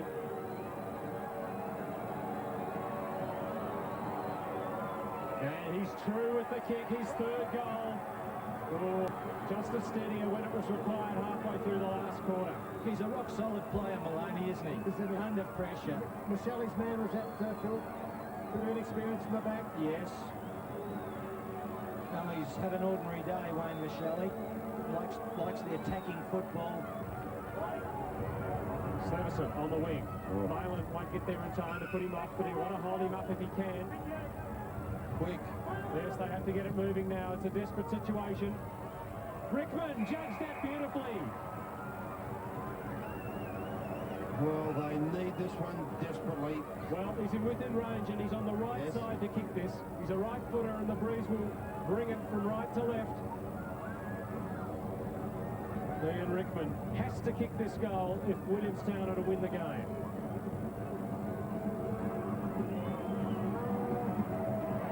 They're alive! Rickman's 3rd. The magical boot of Ian Rickman, Phil, once again comes to the Towers' rescue. And, well, see, they've made a mistake there, Ross. You see that Stuart Nicol was picking up Rickman for a period of time there, and Smith took Aziz, and now I see Smith's gone back out to Rickman, but really you can't afford to let him slip. Well, Smith's, I've noticed earlier, he's got a bad knees properly. Yes, he is too, Sam. 24 minutes gone. 10 points the difference, Swan. Here comes Aziz crashing. Through with a magnificent and courageous mark. Smith. If Craig Mead showed great courage, that was his equal. Did your heart flutter then? Magnificent. That was brilliant. Smith plays on to Malin. Steadying kick wide to Peacock. It's not out. Gould in ball to the running McTaggart. That didn't work. Slevison's under pressure. Smith held without the ball. Yes, good decision. It was there. Right into Malin without the ball. Rickman out in front. Could just have the edge on his front at Smith. They both were lumbering after it. Well, if any man was going to win a game, this is the fellow to do it. The man on the mark is 53 metres out. Rickman will have to kick it over 60 metres. I think he'll get the distance. He'll just pull something big out. Seen him do it before. No, I don't think he's 26 minutes gone.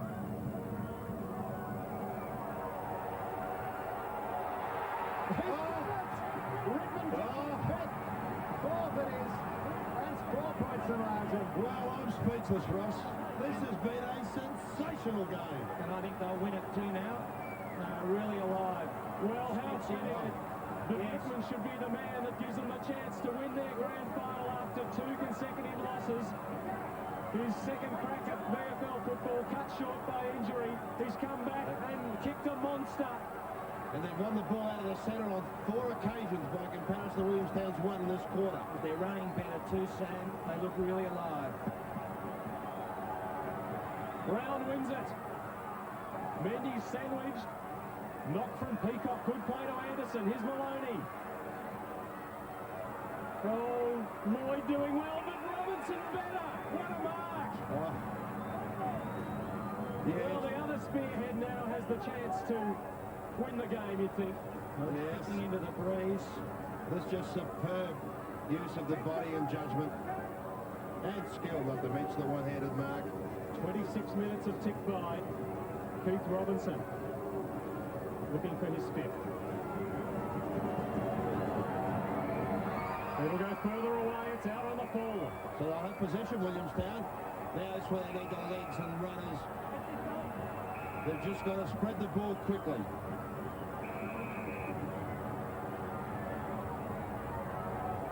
Kick in by Gould. He's gone wide. Was that a good option? Smith? He's lifted Smith. Grant Smith. Nearly 27 minutes gone. 4 points down are Willie. Jeff's in the way. Mendy. High tackle by Sledison. Sam. Settle down, Sam. So it's high on Mendy. Who have you got your money on, Sam? No one, no one at all. I think it's a wonderful game of football. Mendy steadying kick wide towards Dempster. In front of Howlett. Howlett the fist. How much time on, Ross? A couple more minutes. Gee, they've kicked a few goals. 2, 4, 6, 7 goals for the quarter. 30 scoring shots to 26. And Springvale lead by 4 points. They're looking to bottle it up.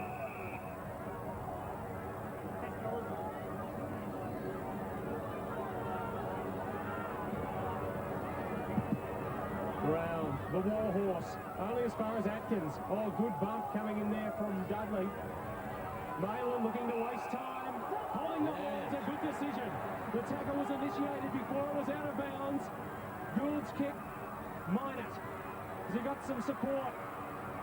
Michelli running straight at it. Taking over now. It's Billy Swan. Rickman's clear. 75 metres from goal. He must get around Smith. He's done that. McTaggart's the player he's looking for. And he can kick a ball too, Peter. He's got the breeze directly in his back here. Brett McTaggart, a Liston medalist, passes it off to Bill Swan, who's not such a long kick. But in his 7th grand final, he can win the game for his adopted club, Williamstown. This is unbelievable. I can't really hard to imagine that it's all happened. Springvale seem to have the game won. What a kick. What a kick for Bill Swan. What a hit!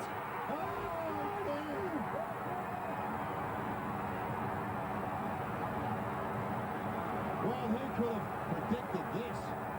Have a look at the seeds. And Rickman did very well. He had to get around Smith as a little chip pass. And McTaggart, aware of the situation, 10 metres closer was Swan, and the best kick of his life is right through the middle. And they're 2 points in front. We've played 29 minutes. Williamstown back to the death. Round again. Malin, it's the captain coaches doing it in the middle. Slevison chasing Peacock for all he's worth. Dwyer's kick off the ground. This time, Williamstown will be hoping it runs out. And Gould takes it out. A fairy tale being written here by Williamstown. 33 points down. The siren to sound any second.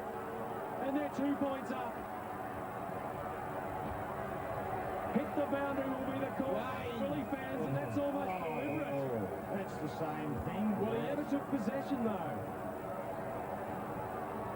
We're going to probably have another 30 seconds, I think. They double team round. Anderson knocks on. The experienced players coming out.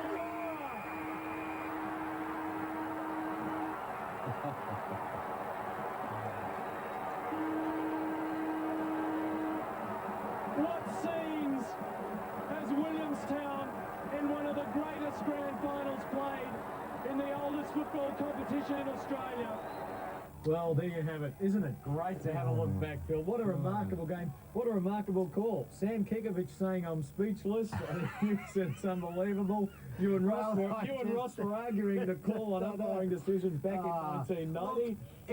Nothing's changed. The more it changes, the more it stays the same. It was in Peter G's call there, one of the greatest games in the oldest competition in the land, and it's so true. Like, who'd have believed they could get up, you know? And I did say, not when they were 19 points down, I did call it how brave, how silly of me to say they could win. But the thing was, Willie had this capacity to come back, and so often Ian Rickman had been the man. And he was the... What about that kick from inside the centre square? Well, you know, he just used to kick them and they'd stun you. He did it against us in 85 down at the Junction in a preliminary final to get them, and he kicked 2 from outside 50. So I'd seen him do it on the opposite end as a coach and player too. So, special game, special. Well, we're going to have a look at some more highlights over the next few weeks of great grand finals past, but we should turn our attention back to this match, the second elimination final at half-time. Springvale by 40 points over Sandringham. As we check some of the highlights of the second quarter, weren't too many goals kicked. In fact, Springvale added 3 and Sandringham just the 1, but that was an important one. Peter O'Brien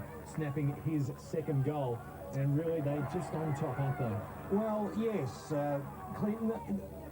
The midfield for Sandy is just not the midfield that they had last year, and there's no doubt about that. They're just down a couple of digits, you know, whereas this side has got a supreme midfield, and it hasn't really been their forward line has been the key, has it? I mean, it's just weight of numbers. Like, well, Knights kicked 4 of the goals, so it's not like the key position players. It's just the weight of numbers, the pressure. They get it into that inside 50. They're linking up well, and see Sandy are under. See there. Under a lot of pressure, aren't they? Always under pressure. That's a giveaway goal, isn't it? And a good snap from Smith, his second. I mean, it's a great goal, but really the ball was hit back into play. It didn't go where it should have.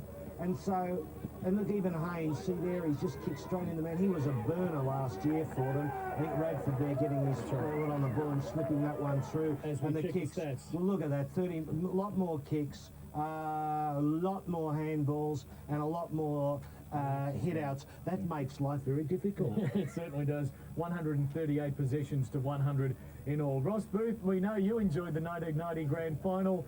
What do you think about this game? Andy Collins, what was he saying at half-time? Well, it's pretty tight ship to get into that Sandringham room, but my contacts say that they are really fired up, and they'd need to be with that deficit they've got. Conditions still fine. Amazingly, it looks like both sides still have 21 players, despite all those blood rule changes. Here's a couple of old stalwarts, Colin Shipley and Jack Barker. You backed them in that game at Beach Road and won some money, but What about today? You reckon If it's about backing today, Marty, I wouldn't back it with your money. Well, things are looking grim if Jack Barker waited him back the Zebras, Phil. You've got a lot of money too, Ross. Yes, well, Jack's a fine judge of a footballer and of a football game, Roscoe, so I'm not letting the money out of the kit bag for this game. So For ready the to Zebras, start. that is, anyway. Yes, ready to start the second half. 40 points the margin. Sandringham to the right of screen. Springvale have been paced by Knight with 12 possessions and John Carroll 14. As we start, Springvale go forward, downfield free. See, look at that, you know, he's going to mark it, Robbins, and upfield, and they're under pressure straight away to Smith. Jeffs to Smith. Mark not paid. O'Brien, little hand pass away. Sandringham defence still under pressure. They have some support. Radford towards the wing. Oh, climbing. No mark taken. Oakley over the top, flew high. Little towards Smith again. Barrels the pack. Sandringham still under the pump. It ends with Smith. 40 out. The kick towards the pocket. Delarue charging back. Ship as well. Can't take it.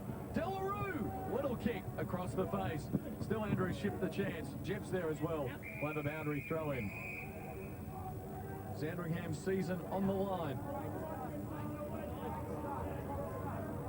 No one for the Zebras had more than 10 possessions in the first half. Yes, it makes it harder, so I think the point I'm making about those midfielders, Clinton, just not able to put a stamp on the game. Here's David Grant. Wide kick. Far too wide. We'll have a free kick going to Little. Lackluster match in that second quarter. In fact, Damien Carroll's going to take it. He's going back and improving the angle at least. From 50, he'll put it up to that hot spot area. Trezise couldn't mark. Grant, a few possessions early, finds Mitchelson. Sends it out wide. They perhaps can try and set something up. Scott Brannigan towards the wing. One-on-one contest. Sutherland from behind with a punch away. Now Springvale can go. Damon Shaw's handball, though, astray. Robbins gets it from Murray. Wide to the wing. Short pass. Baxter can go here. He can go. Loads it up from 51 metres out. Baxter to the line. Was that touch? Yes. Oh, should have been a goal. There was a real opportunity there. Big opening. Baxter, not a really long kick there. Simon Clark off again. A little bit of a welt on the right side, which is the side from which came Grant in that first quarter. For opening bang, Roscoe. Yes, Springvale said they just rest him for a little while in the start of this quarter.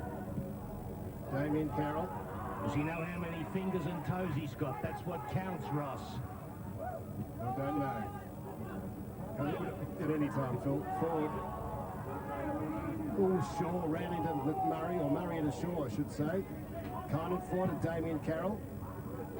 Smothering attempt by Oakley, unsuccessful. Haynes has a look. Heads up. The kick. Poor. To say he's turned over to Sutherland.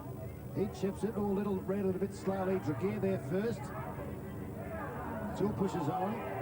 Holding, they say. Get out of there. Oakley through with strength. Dishes it out. Baxter on the run. Wobbly looking kick. Not good for a forward. Bouncing ball. Still a chance. Dowsett away from Bradley easily. And a nice kick. Looking for John Carroll. Delarue. Attacking it from the other direction. Oakley in with a side bump. Could have been a bit stronger. Mitchelson plays for the free. The captain and wins it in front of his adoring fans, who've still got some voice left. 4 minutes, third quarter. Forts balls at the back. Braving nicely. Nick Sortner hooks it. Not enough. Oh, Nick. That was an offender's shot, wasn't it, Phil? Well, he does play up front a bit. Yeah, umpire just making sure the angles are right. Capel's the target. Dangerous. Oh, Damien Carroll left napping Crow. Bang. In towards a goal square. Bradley's up there and a rush behind. At least the Zebras are attacking. They've come out fighting. And Sutherland to put it back. So almost 5 minutes gone of the third quarter. Caples, good mark. That's terrible covering on a kick out though, Clinton. They sweep it forward, Little. A long kick. Reynolds couldn't take it. Gee, they were all hit the post. They ran it all the way. Knight appealing for the free kick. And all from a kick out. And how did Caples get to be in a position to mark virtually uncontested there? And I think they've struggled a bit on their kick out, Sandringham. They've not covered them particularly well. Uncontested Heath Tregear. Haynes. Oh, a bit of a push on Joy. Good set. Caples, Harris by Sordner. Oakley again. Good shepherding. Sordner hit that well. Bradley's a target. He's got it. No. Almost. Perhaps another hand on it before Bradley had it. Mark Bradley from Traralgon. So the Zebras a chance to squeeze a goal here. Dowsett in the ruck was good. Still fighting. Cleared by Trellope. Outside 50. Nugent back on the ground. Set off for the Bloodrill. Lots of different numbers. Spears it with the left foot. Templeton well out from goal and forward. Two tall players there matched against one another. Templeton full forward. Just held a one goal so far. Had plenty of change numbers this weekend, Ross. The accelerant disintegrating the Frankston jumpers yesterday morning, and Ford Blood rules here today forcing jumper changes, and there's one of them, John Carroll, not number 3, now number 44. Gee, isn't that one of the worst moments in footy? But Damon Shaw did it well, waiting for that high hospital kick. But he got it. 39 points the margin. Carroll to the attacking side of the wing, off hands taken by Knight. He kicked 4 first quarter goals. He delivers it towards the full forward. Smith used the body well, couldn't trap it. Jeps goes through, dribbling kick, bouncing ball. Wrong side of the post for Michael Jeps. Jeff's playing virtually out of a forward pocket.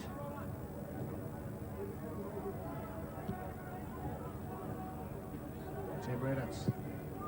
He goes straight up the ground. He's looking for Crow, but Trezai's first there. Pistori, busy, useful. Or Trellope, couldn't get around the man. Damien Carroll, Trellope gets it back from Pistori. Sets a high one. Smith misjudging it, but not Michael Jeffs.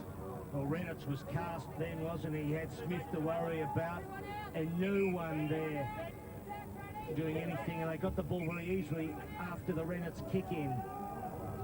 Springvale. Bad option, that one straight down the middle. Phyllis Jeffs goes for number 10 for the Scorpions, and even he's kicking straight as a die. Things going right for the Scorpions. It might well be their day. Looks like it so far. Well, they got the last one down the middle, Roscoe, Springvale, but on that occasion, you saw they went to 2 players, Pastori back onto it, easy as you like, and really, I just think that's a bit easy. And Sandy not able to put the pressure, and then Jeff's just slotting in very easily.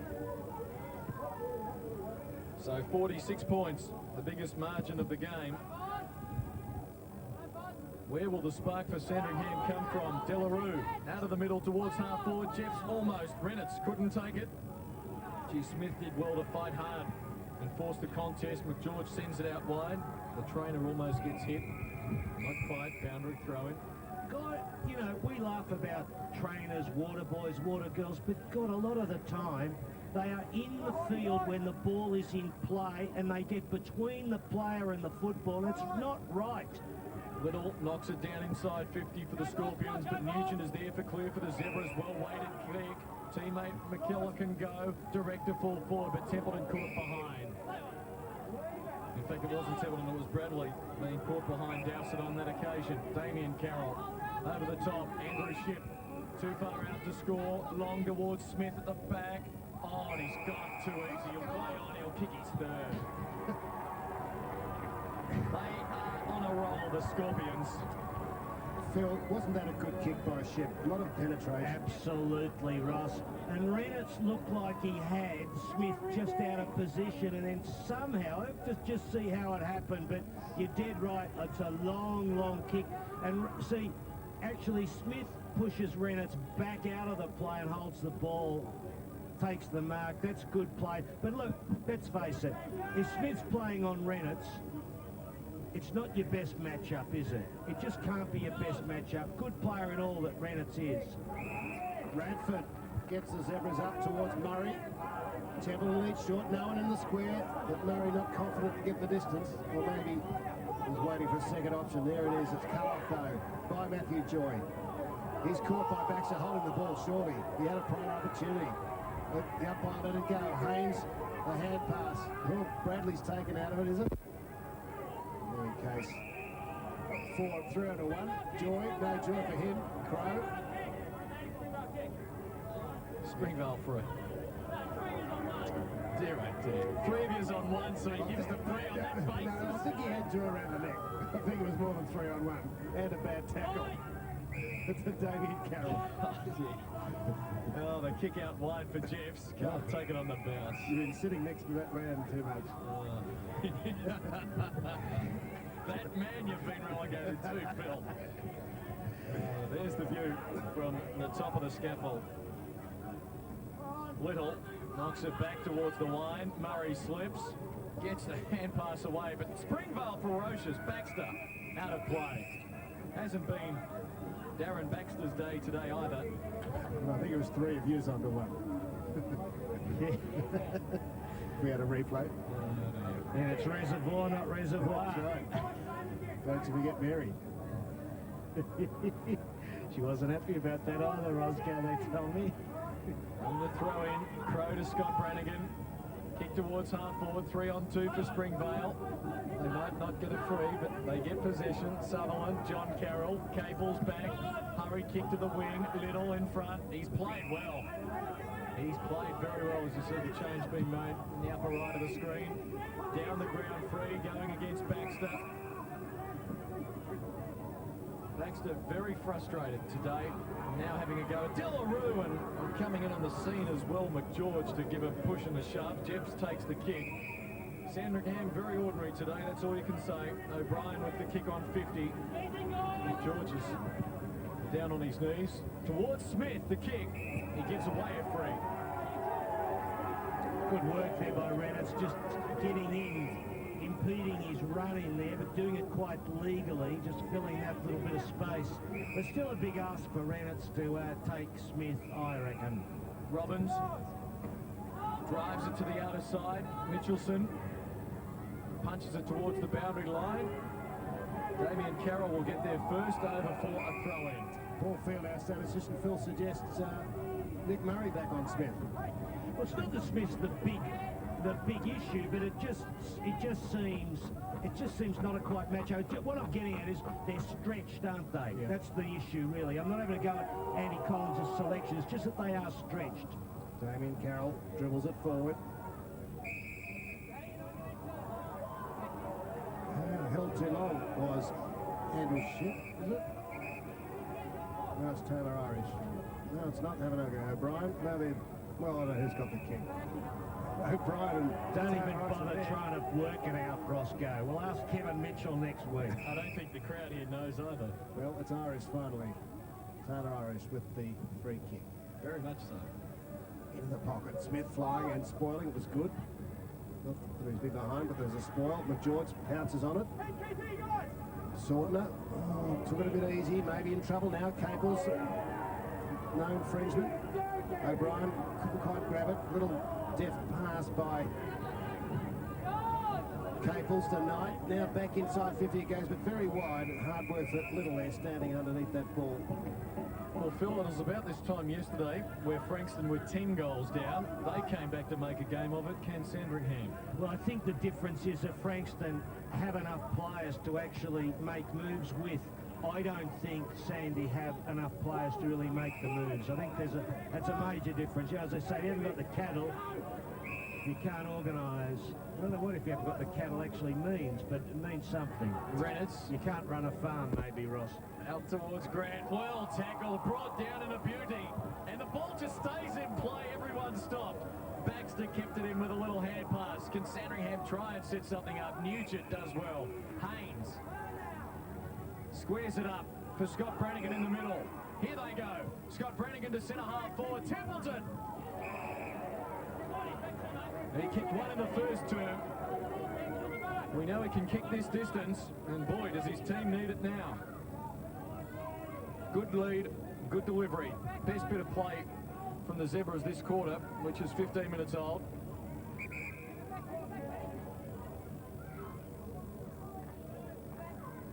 "50 metres out, misses."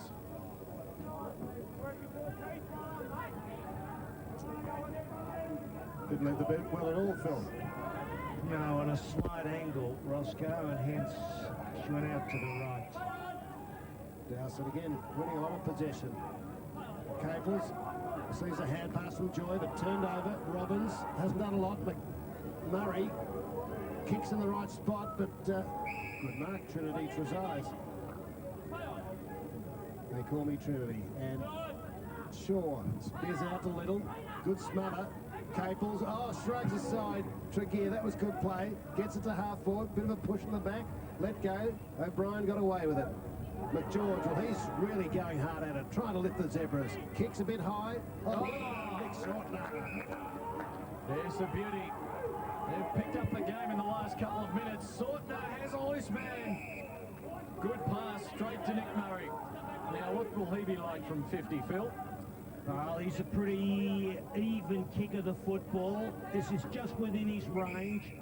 An experienced player, Nick Murray, premiership with Dandenong Roscoe back in '91, and with the Zebras, of course. From 50, good kick. Gee, it faded late to the right. It was beautiful off the boot, but just got dragged away behind only. And they've kicked 4 behinds this quarter. Well, see, Andy Collins has put Oakley back to in the back half. Robbins up forward. He had been in the back line. Good seeing there. Yeah, good grab by Templeton on the kick out.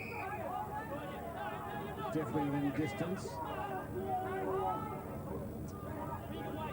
It's half-time at Olympic Park in the Rugby League semi-final. The Melbourne Storm lead the Sydney Roosters 12-8 at half-time. Storm 12, Roosters 8, half-time of that NRL elimination final. 50 points in favour of the Scorpions. Now, hard one for the goal umpire to judge. Did it go through before it bent away? No. Well, not according to the goal umpire. 1-2 to the full forward.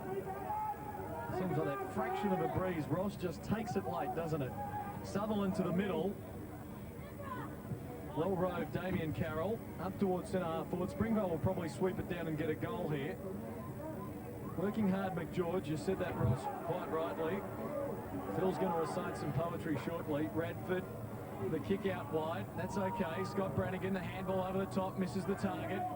Springvale still there, working hard. Irish dragged off it. Haynes throws the body in. We'll have a bounce centering out of sight. And Phil, there's a saying perhaps that Andy Collins should follow. Well, Michael Lunig says in the Teapot of Truth, a collection of poems and prayers, Ross, let it go, let it out, let it all unravel, let it free, and it can be a path on which to travel. Just run that past Andy Collins at 3/4 time, will you? I don't think we'll get far. Right here to left, John Carroll. Ooh, Trollo not penalised. John Carroll to Damien Carroll. Good move by the Scorpions. Ship through his hands. At the back, chance for Jeffs. Dribbles at goal, and he's kicked one already. The bounce was the right way, and Ship tackles, and free kick maybe against him in the back. So against Andrew Ship, free kick going Zebra's way. Ben Oakley, who spent an early part of the match on the bench. Dynamic player. Tony Story on the bench for Springvale too, Roscoe. I thought he'd been pretty effective. Yeah. I don't Baxter. see him at centre-half forward in a big game, though, Roscoe. I don't know if you agree with me on that, but I think maybe on a flank or interchange. Big game next week. They'll play for a spot in the grand final. As little handball, beautiful to Jeffs. He can go short if he wants. He does just that. Oh, over the head though of Irish in the end. Close to the boundary line. He brings it back out of bounds on the full. Tried to bring it back. Here's Pastore, along with Simon Clark and Mark Dwyer. A few veterans there. Yes. Some experience between that trio. Well, they both played, those two, Pastore and Clark, played on opposite sides in the 1990 grand final. Pastore with Williamstown and Clark with Springvale. How about that? Pastore 32, Clark 31. Dwyer will be 30 in November. Radford short. Mark taken by Oakley. We've ticked into time onto this third quarter. Sandringham's return for the 20 minutes, 5 behind. Crow climbs high, couldn't take it. Caples has played well, almost trapped it. Trellope, kicker smothered over the boundary line for a throw-in. We have a quarter-time score through from Football Park in Adelaide. And good news for Carlton fans. The Blues, 9-3-57. Port Adelaide, 4-2-26, 31 points. The Carlton lead. Scott Brannigan for the Zebras. Another move forward, cut off by Shaw. Good running support from Sutherland, who was made to stretch. Oh, good play, followed up nicely. O'Brien couldn't gather the bouncing ball. Haynes is there for the Zebras. Out comes McGeorge. Good quarter. Scott Brannigan trying to lift them. Up towards Murray through his hands. Good defence. Trellope and Dowson have had good games across half-back for the Zebras, I reckon, for the Scorpions. Dennis Knight, wide to Ship, playing in attack, showing his versatility. Nice kick round the corner to Michael Jeffs. Another defender. De La Rue, 30 metres from goal. Very tight angle, though. Benny boy. Mick Dwyer. Quiet today, Benny, hasn't he, Roscoe? Yes, not a lot. 8 possessions, 5 and 3. Couple of marks. Super form, too, coming into the finals. Sometimes spelt with 3 words, that name. De La Rue. Of the street, Roscoe, in French. Make of that what you wish. So, Ben De La Rue for his first goal. I don't think it is. They're trying to kid the umpire. We wouldn't fall for that, Phil.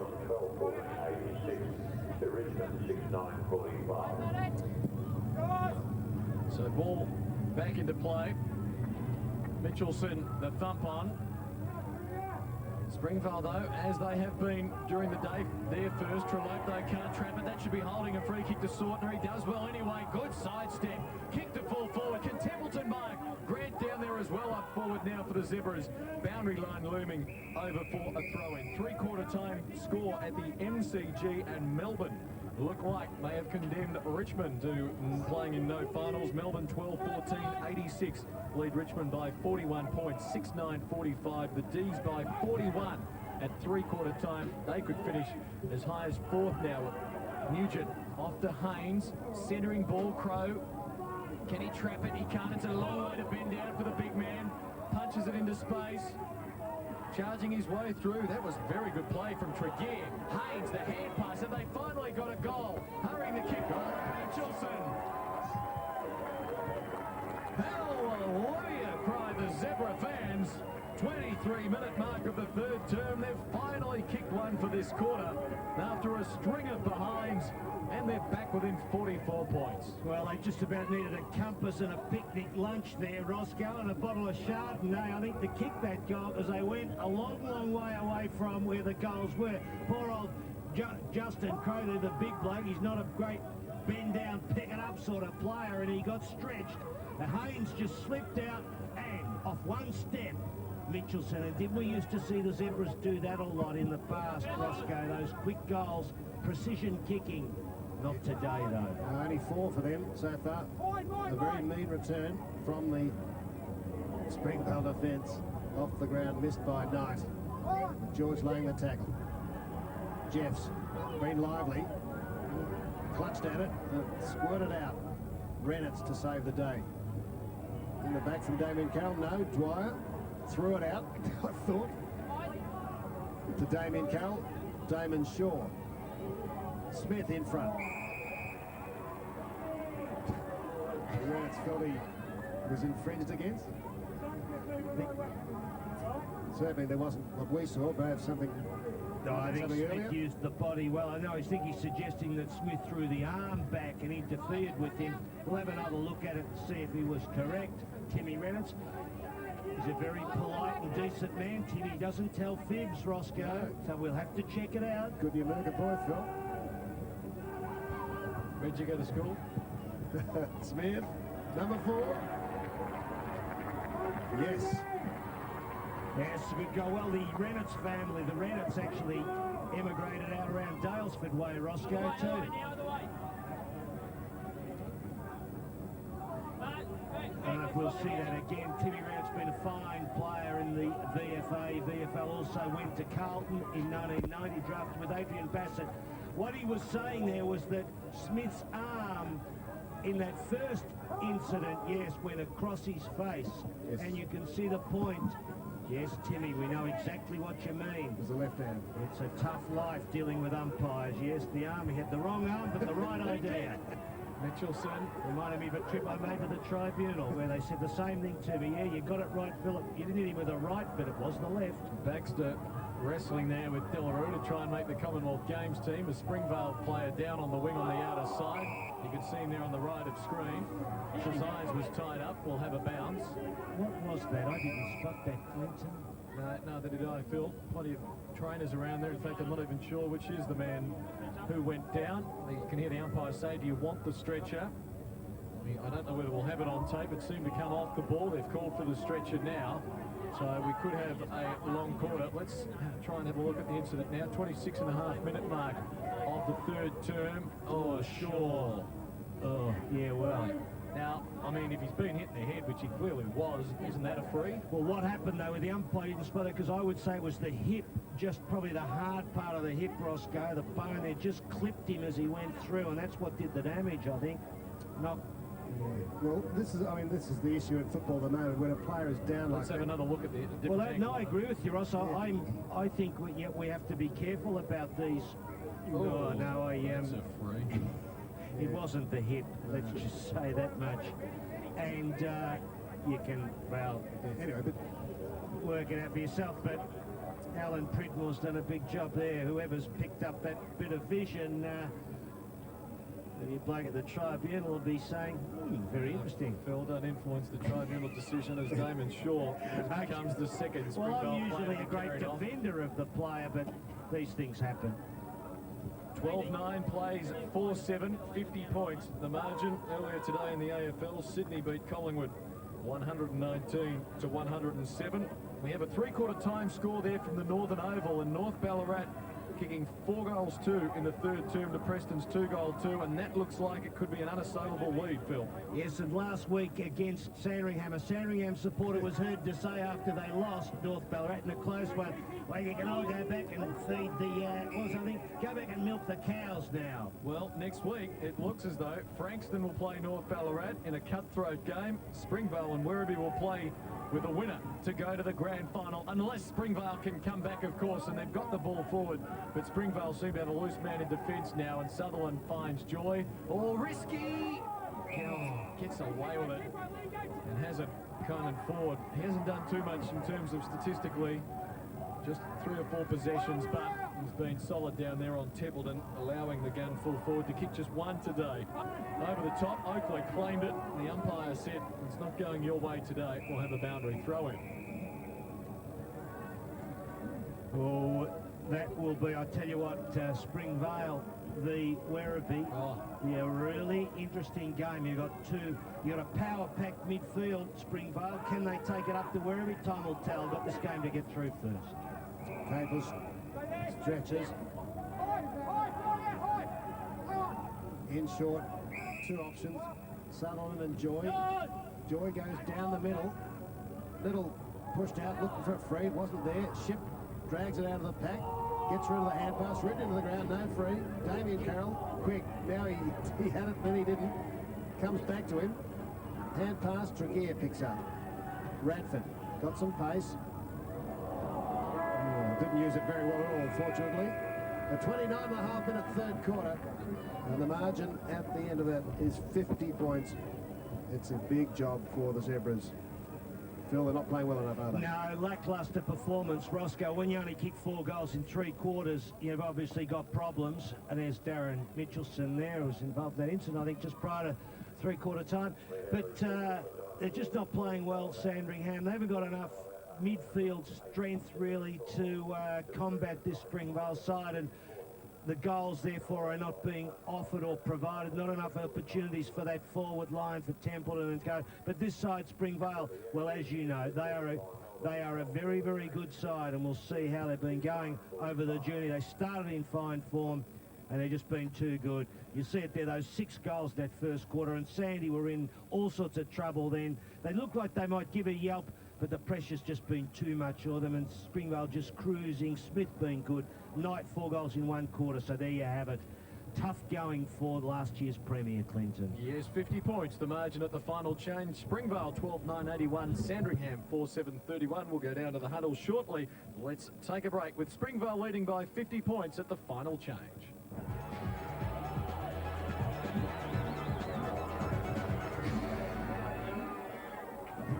Tonight, start the night off right with some good news on Hetty Wainthrop Investigates. The time has come around to make you a bona fide partner in the firm.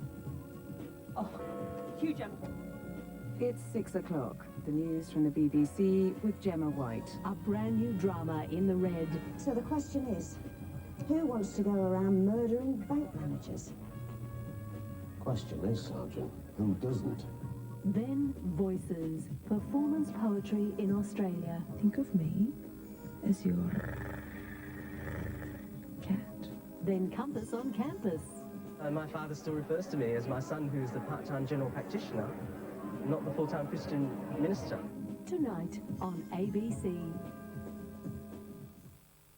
They've been sailing for days and their destination is in sight, the Yarakai River, far north Queensland. Now the castaways can get down to the serious business of beachcombing, exploring and a game of cricket. There may even be time to catch a fish or two. A river somewhere. 8 o'clock Wednesday. Year of expectation. Take your marks. Hear the Commonwealth Games on ABC Local Radio. Welcome back to North Port Oval. 50 points, the margin at the last change. Springvale 12-9 to Sandringham 4-7 at the Northern Oval in Ballarat. It's North Ballarat 11-8 to Preston 5-10 as we go to the Springvale huddle and their coach Peter Nicholson. Strong 6, doing the job, nice and tight, with plenty of run with Dowse the dash, Sudsy the dash. We're all working together. Our first priority is tight, tight, tight, okay? Tight. Little Wire and Johnny Carroll. Across the centre. Nida, Shippy, and Oden. Go forward. Jesse, well done, Nahada. Get going. Jesse, Smithy, and Taylor Irish. Right, the rucks are Casais, Benny Delaware, Come on, Trent. and DC. One more quarter. Another quarter in your trend. Trenners, take it on you. Make sure to keep your feet. You've got to keep your feet. Keep your feet, right? Nine tackles. Suck it in now, because it's just going to be 30 minutes. It's going to be a last rest for 30 minutes, because everyone's going to run, everyone's going to work, everyone's going to talk. That's the sort of running, the enthusiasm, the spirit we need to bring this on home. This is their last chance. They're going to come out and hit us hard again. Still it for 3 quarters. Now is the chance to work over the top of them and really grind away. Don't think flashy things are going to do it for you. Don't think the pretty things are going to do it. It's going to be the hard-working, the straight-line runners, covering their body with the ball with their body. Come on. That's the sort of stuff that'll bring this game on home. Don't think now's the time to do something pretty. Don't think now's the time to peel off and get an easy one. Think about what's got us this far. Think about what's got us this far. It's hard work. It's guys putting their body on the line. It's one guy in a Springvale jumper helping his mate in a Springvale jumper. One brother for another brother. And that's how it's going to be for 30 minutes. Well, there you have it, right in amongst the huddle. Peter Nicholson and the Springvale boys feel one brother for another brother as we check the highlights of the first term. The brotherhood alive and well down here at North Port Oval. And Jeff's there kicking a goal. He's pretty lovely. It's interesting, you know, he's just playing around the forward line. He just defies the age limit, really, Jesse. He is now gone. He's going on towards 31. And for a player who's really known just as being hard at it, it's a big performance. He's just a great gutsy player. And there's Smith. Yeah, Smith's been all right there at full forward. He hasn't had to do much, really. He's been in against a smaller opponent, or opponent, well, probably an inch or so in it with Timmy Reynolds. Timmy's certainly not a tall. You would think he'd come up against a taller opponent when they play Werribee. There'd be no doubt about that. Crow, hasn't been in great form today. He had a bit of a limp early, but look, it's been a bit dreary, really. The Zebras, they just snuck into the finals on the death knell, or death knock. As I said, they played their elimination final last week. Yes, and they just didn't have enough. You know, they just haven't got enough depth. That's a big problem for Andy Collins. You know, you said to me before, what could you do, moves and like, there's not much he can do, really. He just hasn't got enough players at his disposal. And the blokes out of form like Frater is playing in the reserves, of course, and Scott Brannigan and the likes not really setting them alight and aiming it. The players there have been really good players and are not up to it at the present time. We're about to check the stats for Sandringham. Only a few players with more than 10 possessions. Radford's had 11 touches, McGeorge 13 and Haynes 13, Baxter 10. That's it. For Springvale, Damien Carroll 23, John Carroll 20, Knight 16, Smith 12, Ship 12, Shaw 16. So they've had plenty, and you just see Sandringham not getting enough. No, you can see it there. Roscoe, a lot more of the ball. Springvale. Yeah. What did you hear down there? Oh, Andy Collins took a long time to get the huddle, make a lot of moves, very quiet. Basically, his message was to finish off doing the right thing, playing the hard ball, trying to get some pride. You never know, might happen, but nothing silly was basically Andy Collins' message. It's been a tough year for them. And right behind you, Ross, Smith kicks it behind. After a centre infringement where they had one too many players in the centre square. Can you believe that? Mitchelson had to run out of the centre square. How can you do that? An experienced lineup, that is so frustrating. And you saw there Smith doing it against Reynolds. Too easy. Reynolds, the kick out. Oh, that's a throw. Some ironical cheers from the Sandringham fans, although the free kicks have been pretty even. 13-11 in favour of the Scorpions. Crow towards the wing. Joy couldn't mark. Damien Carroll hurries a kick to centre half forward. Ball punched away from Jeffs. Good work. Oakley, crashing his way through. Crow was met. A good tackle by O'Brien, who's done some good things today. And we will have a bounce Saturday and Sunday next week. You can see both semi-finals from 2 p.m. as we reach the final four of the competition. Should be Werribee and Springvale, Frankston and North Ballarat if the games go according to the script now. Dwyer gets it from Ship towards Smith. Used his body illegally. Tim Reynolds had advised the umpires earlier that Smith was throwing the hands, and that's one of the problems for Smith. He spends a lot of time using the body because he doesn't have the height, Clinton. So he tries to compensate for that lack of height. But no question, he's had another great year. 74 goals in all. Baxter towards the wing. Templeton a long way down. He's got Johnston going to half forward. He doesn't see him. Got to move it. Now he sees him. Kicks it up towards the 50. Johnston will probably end up roving here. Ball punched away. Haynes and Murray shepherd for each other. Neither of them went for it. Delarue forces the ball up. Well, you mentioned those players in there. Murray hardly touched the ball, really. Paul will tell me probably half a dozen stats. Just so many players with so few stats. Like, I think Murray around 5, 6 stats, you know. Grant 7, Reynolds 8, Johnston 8. Yes. Can't win a game really like that unless you just completely smother the opposition, and that hasn't been the case today. That was inventive. That's a Carroll boy, Roscoe, in a funny jumper. It was John from 3 to 44. Grant Robbins charging out, won't get there. Caples, he's played well. Down back for the Scorpions today. 11 possessions, that's mark number 7. Sends it out wide for Knight. He kicked 4 goals in the first 20 minutes of the game, none since then. Sutherland escaping from the defensive goal square to Smith. Punched away from behind by Reynolds. Roving is Andrew Ship, the kick smothered away. Damien Carroll will be first there. Johnston on his hammer, tackles him. Handball spews out. Nugent will gather, and Sandy out of trouble. Marked by Haynes. Centre wing, slightly defensive side. Templeton laying up the ground, makes a lead that Haynes will kick over Hindle. He's gone very wide. Target was Murray. Breaks the tackle.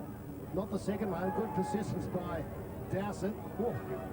Booming kick to Ship, who's judged it well. McKellar's gone to ground. Bad play. Allows Ship to head goal, which Smith leaps. One grab, two. Is that a mark? Feeds it off nicely. O'Brien on the angle. Just one. I would have said that Smith marked that ball then, Clinton. Yes, I'm with you, Phil. The umpire wasn't having anything of that. I think Tim Rinnitz is winning that psychological war with the umpire as he kicks out from the Aussie post end. Rinnitz to Grant. Rossino with you, Phil, all the way to October 3. Grant kicks it forward. Radford Rose. Can he go? He's caught in a good tackle. Ball spills to Robbins. Hand pass over the top. Crow, another handball. Baxter should go, although he makes it difficult. He brings it back and gets it. No! Touched on the line. They have no sense of drama, those goal umpires, or sense of humour. I mean, what would it have mattered, Ross, to let them get a goal there? Just to create a bit of excitement. What does the party pooper do? Calls it touched, and I don't reckon he touched it anyway. And we couldn't have told anyway. Over O'Brien's head. De La Rue chasing. Crow, a good run. Just couldn't get that last grasp. Up to Smith again. Through the hands. Reynolds and Smith. Any holding. Reynolds has it. Now it's out. Off the ground. A good Tregear. Irish. In the goal square. The angle. Dennis Knight. Yes. He's got 5. Surely. Yes, he has. 4 at the first corner. And now another one. He's got 5 of 13.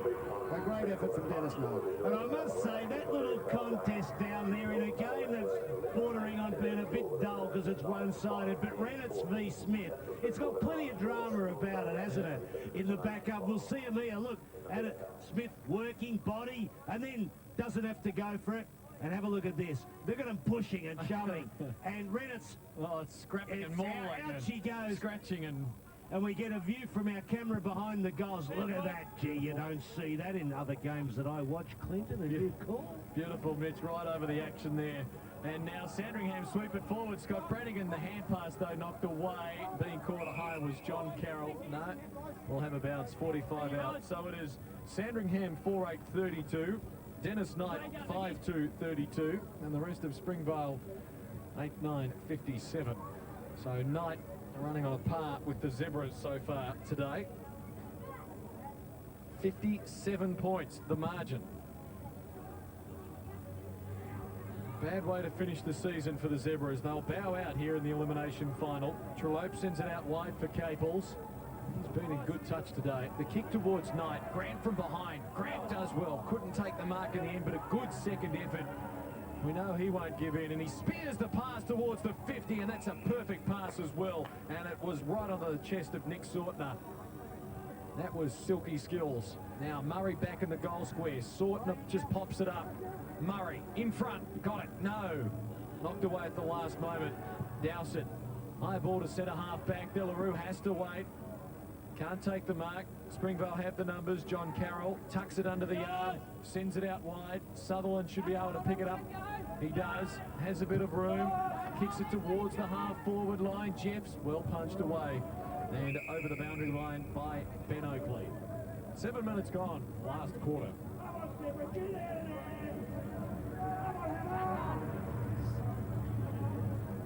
$89-32 after a 27-point win to the Tigers. Werribee over Frankston yesterday.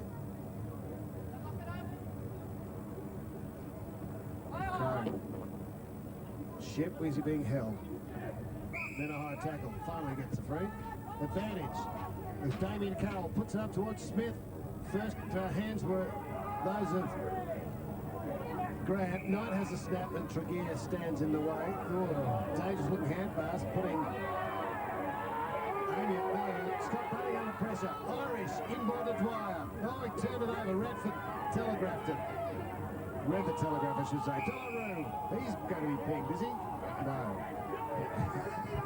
I don't think the umpire is being invited to the Sandringham vote count. No. Telegraphed it at the Aussie post end, didn't Trotsky? WWW. Damien Carroll. Smith. Good use of the body again. Now, we know he's a bit of an extrovert. He may go for goal here. He may run around, just try and bend it back for number 5. We'll wait and see. We know he's a class act. Here's the mark. Yeah, he's too strong for Reynolds, really. So he should be on the tightest of angles. As you saw, he took the marker meter out. Oh, beautiful vision. There you see what he's aiming at. He's crimping, he's crimping, he's crimping. And the Sandringham player's told to get out of the way. He crimped a couple of metres there. I reckon and now he's being pushed back. He's going to jump the fence. I reckon our cameraman's going to tackle him. Here it is. There he runs around. He snaps and he kicks it way out of play.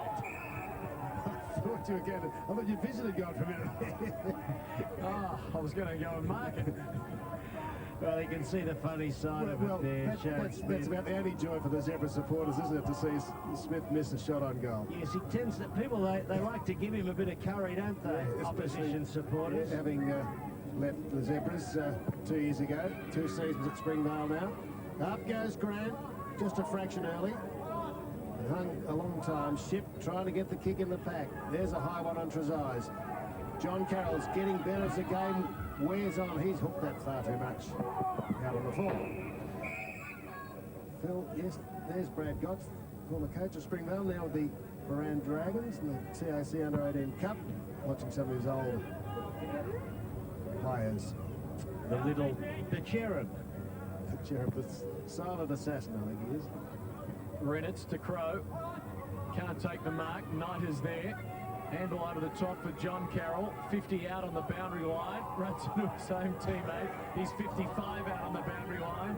Ship has his kick smothered for about the 4th time today. Joy is tackled. Will have a bounce. Oh, well, it's still entertaining at least. 10-minute mark, final term. 57 points the margin.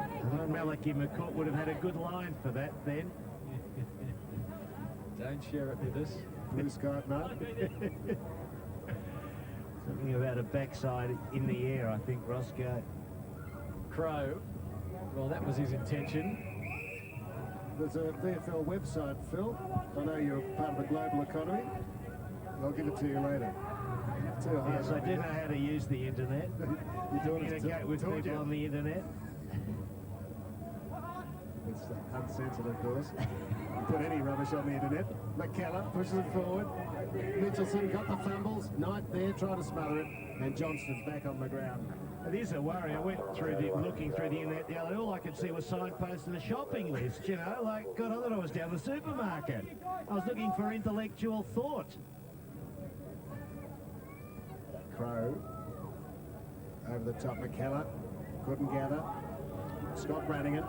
My team, Carlton, I think Clinton are doing very nicely. Johnston finds Templeton on centre wing. Yes, the score in just a moment. We'll watch Templeton on the outer wing. Kick towards half forward. One-on-one contest. And in front, working hard but not taking it. Murray. Half-time at Footy Park in Adelaide. Carlton by 36 points over Port Adelaide. 12-5-77 to the Power 6-5-41. So the Blues by 36 points, continuing their good finish to the season. Earlier today, Sydney by 12 points over Collingwood, while Melbourne held a commanding lead over Richmond at 3/4 time. We're bringing you up to date on everything today here on ABC TV. Of course, all the action next weekend, the VFL finals from 2 o'clock Saturday and Sunday, and all the racing action as well on Saturday. And a few coaching jobs up for grabs there, so I God, I'll get my eye on a couple of them, Roscoe. I hope you've been out there doing the lobbying for me as my agent. I'll have to do a lot. Johnston, back to Tim Scott Brannigan. You can reinvent yourself, Phil, I'm sure. Dowsett marks at half back. Just about due for a reinvention. That's right. He chips it nicely to Dwyer. Templeton just a bit late to make a spoil. Dwyer. Ship the contest. Bit of a push. Nicely rode Johnston. Deft little hand pass, Oakley. Tregear. The George side bump on Smith didn't affect him. Tim Scott Brannigan, half-back flank. Lucius Baxter. Moving the ball better now, the Zebras. Up to Robbins, hasn't had a great day. 2-on-1 now, away from Sutherland. Good running Baxter. Templeton feeds it in board. Oh, but it was Ford in the way. Goes in strongly, off the ground. Good play, and John Carroll has it. Thumps it down the middle towards Ship. Can't take the mark. He has support from Knight. Handball to Smith. They've kicked 9 between them today. Smith says that's too many. Here's one for Jeffs. I tell you what too, Clinton, that's very, very generous and team-oriented play by all of those players, in particular Smith. Knight nearly had a chance to run through and kick the goal, but he handed over to Smith. And look how Smith went out of his way to give it to Jeffs there. You see it here. This is very good, encouraging team play. The Knighter nearly through, good handball, and he goes out of his way there, Smith, to actually hand the ball off, and that's a good sign. They're a good side. Got a couple of little weaknesses here and there, but they're a pretty impressive lineup. Out to 63. Points the margin. Peter O'Brien has a walk through the centre square, sends it up, and sees Adrian Little come and take a good mark. And Trezeguet's been pretty handy for them too, Roscoe, to be able to cover for Clark. He started in the ruck. In fact, he went out of the game, Little, I should say, but gee, he's going to occupy a good player. So they've got some players who will really occupy players next week against that Werribee machine. Very, very interesting game it will be. Ship in front of the goal umpire, but surely Little would get the distance. He's kicked some goals for St Kilda reserves playing in the forward pocket. Quite a lot, Phil, last year. Was it 5 last week? Oh, gee. Maybe it was Crackers teaching him to kick a goal, Clinton. Oh, that's very offensive. Gee, you're lucky Crackers is working on the radio today, Ross. He hasn't heard that offensive remark. I'll fill him in next week. So the margin, 64 points halfway through the final quarter. Reynolds down the middle, Sortner at the back, Crow in the middle, couldn't mark. Pastore, hand pass, Knight, hand pass, Damien Carroll. Little, have another go and kick it this time. He's made it worse. Oh, dear. Well, identical kicks though, Clinton, off the right boot at a 45, well, about a 45 degree off the toe. I might agree with Ross. I think the instep not taught there, Roscoe. No, he's usually a very good kick, so just a couple of lapses there from Little. He'll be keen to make amends. Still 15 minutes to go. He's going to go for the mark. Oh. Good mark. His mark has been he's got 50. He'll have another go. From about the same distance. Third time lucky for Adrian Little. Hello, there's a silly bumping off the ball. Joy and Sortner going at it. Not needed. Yeah, that was the sort of thing that the Sandy players who watch this mark again by Little.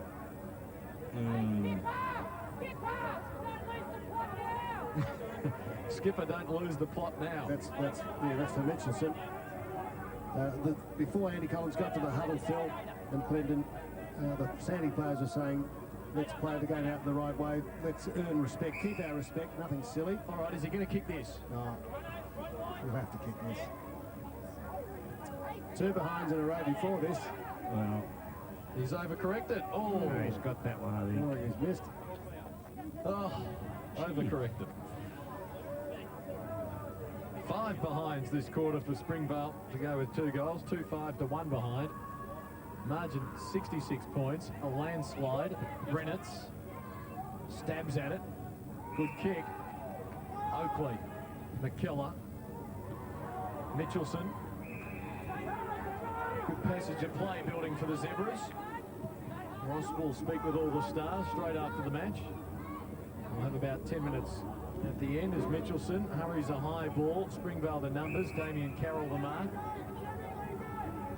Wonder what Donald McDonald will be making of all this, Phil. His Werribee side will meet Springvale next week, the winner into the grand final. Damien Carroll towards the wing, and the strong mark has been taken by Sortner. He bounced straight up. I think he was aiming for 50.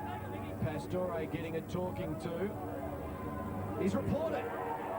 Pastore reported at the 17.5-minute mark of the last quarter. Oh, and he's got a second semi-final coming up next week. Dear, oh dear. Well, you know, Grant got pinched in the first quarter for collecting Clark. I just have to see that again.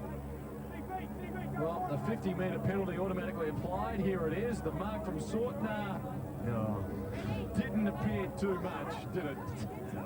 Sorton had got up when he heard he had 50.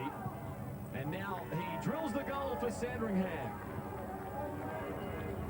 Well, unless my eyes are deceiving me, there was absolutely nothing in that. And you can see Pastore now will be... There's another angle There's on it. another angle which shows something. And, well, all I can say is the umpire is closer. I would have said from that there wasn't much in it. But I must say also, one of my gripes is video evidence does not tell you a great deal, and I often misrepresents what happens either for or against. So I can't say too much about that. Didn't look too bad from here. Sortner wins the tap. Carroll out of the middle. Jeffs over the ball. Dennis Knight. Magic dishes out. Beautiful hand pass. Back to wing to Joy, who's got Damien Carroll loose. He pops it up. Smith's there. Can't get a run at it. Loose ball for McGeorge. Good play. Clearing kick. Doesn't clear the area. Mick Dwyer. They're sharing around beautifully. It's a hard kick by O'Brien. It was touched, they say. That's the umpires. They who know these things. Bad news from Olympic Park, Ross, for Melbourne Storm fans. The game effectively over there. The Sydney City Roosters leading the Storm 26-12 after the Storm led 12-8 at half-time. Mark taken by McGeorge. What game is that? That is Rugby League NRL semi-final. Robbins couldn't mark. I know you love this game, fellas. Their slogan says, Radford kicks it out wide, diving forward but not quite taking it as Crow. Hurried handball to Templeton is good. Has the ball knocked away too easily perhaps. Gets this hurried kick towards goal. And it's gone over for a boundary throw-in. So 14-15 plays 5-8 as we tick into time on.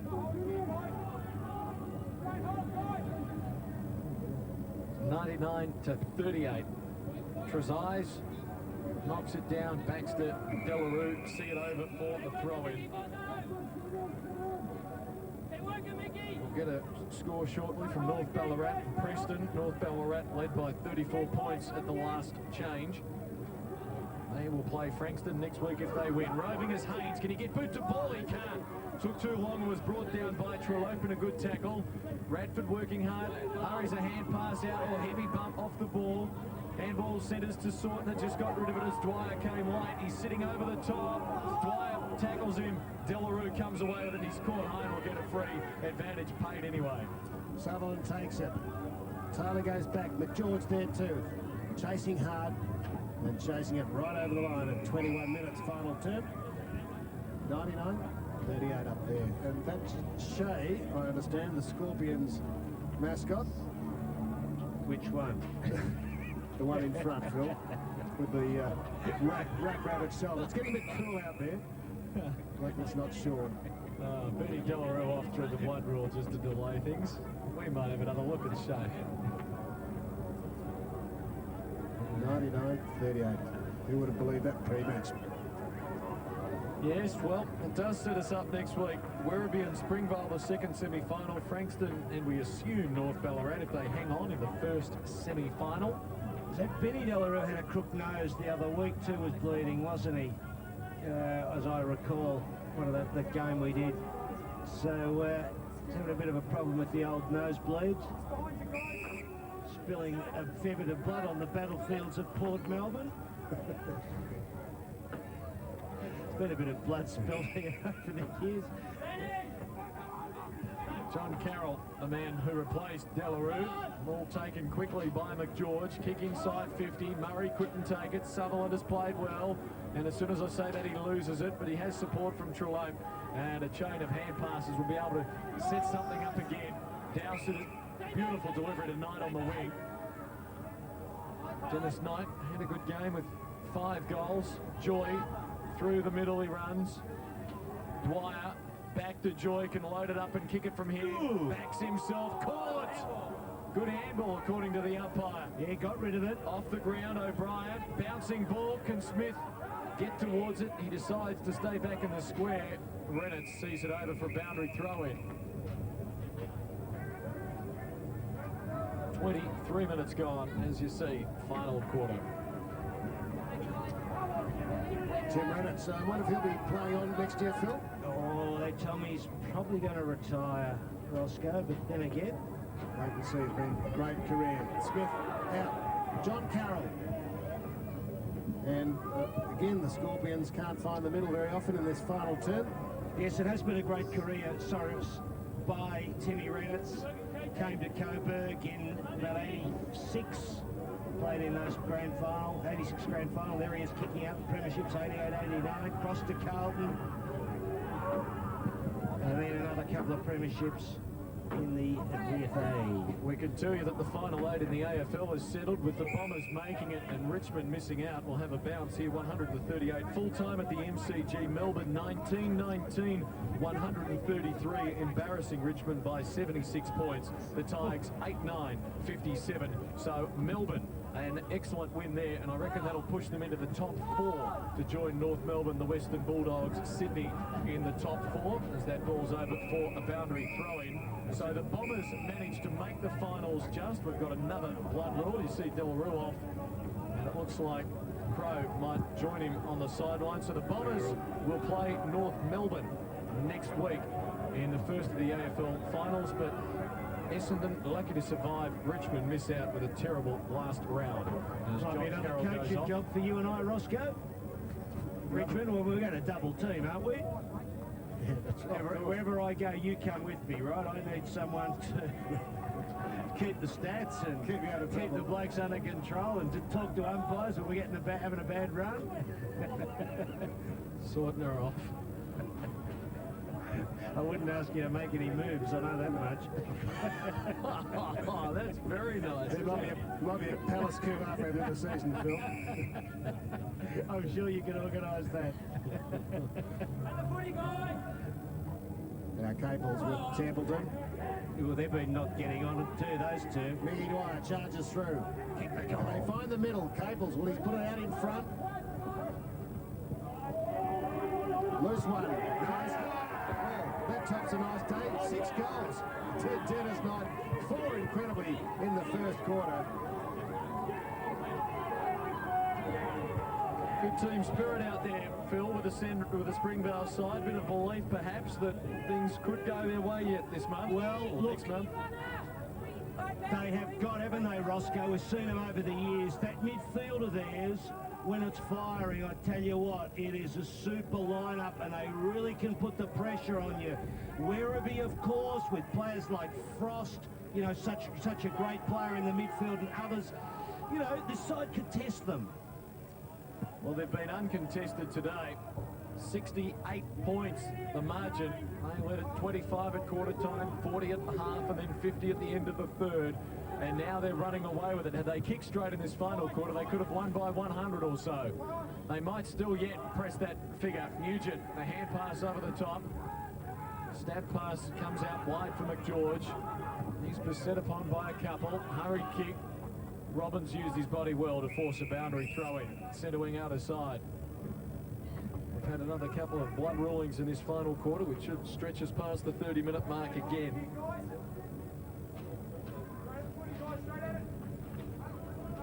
Throw-in. Trezai's in front. Delarue still working hard. And he forces a ball up. 106 versus 38.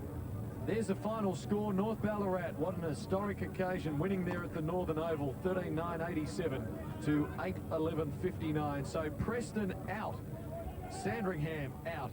That confirms next week Frankston and North Ballarat here in the first semi, the loser round. Werribee and Springvale in the second semi, the winner into the grand final. The loser will play the winner of Frankston and North Ballarat in the preliminary final. We'll talk about that game in a moment. Phil, the North Ballarat win today. Nugent, the hand pass out. Baxter has a couple to beat. Ship throws it towards the boundary line and then was hung on too long. So he will take the free kick. An historic occasion for them up there at the Northern Oval, Phil, and obviously they've responded. Well, it's great for the competition. You know, we've gone statewide. Now we lost our Latrobe Valley side to Elgin, but having North Ballarat win that one is so good for us, and have them come down to Northport next week. Big thing, Roscoe. Well, Haynes with courage, the kick forward by Templeton. Now he's down. It's wetted. He's feeling his head. So he's got no blood coming from his head. He's up. And he'll take his kick. 28 minutes. Only 5 goals to the Zebras. Centering kick, good spot towards Murray. Almost grabbed by Scott Bradigan. Sutherland. Matt Joy. He put some fight into that Springvale defence. Very physical. Free kick. Advantage paid to Tregear. Goes wide to the pocket. Tim Scott Bradigan. Joy aggressively on the mark. He'll have to come back a couple, but it delays things a bit. Then Oakley feeling the fingers. Now Tim Scott Bradigan. Breeze will make it hard to kick, let alone the distance.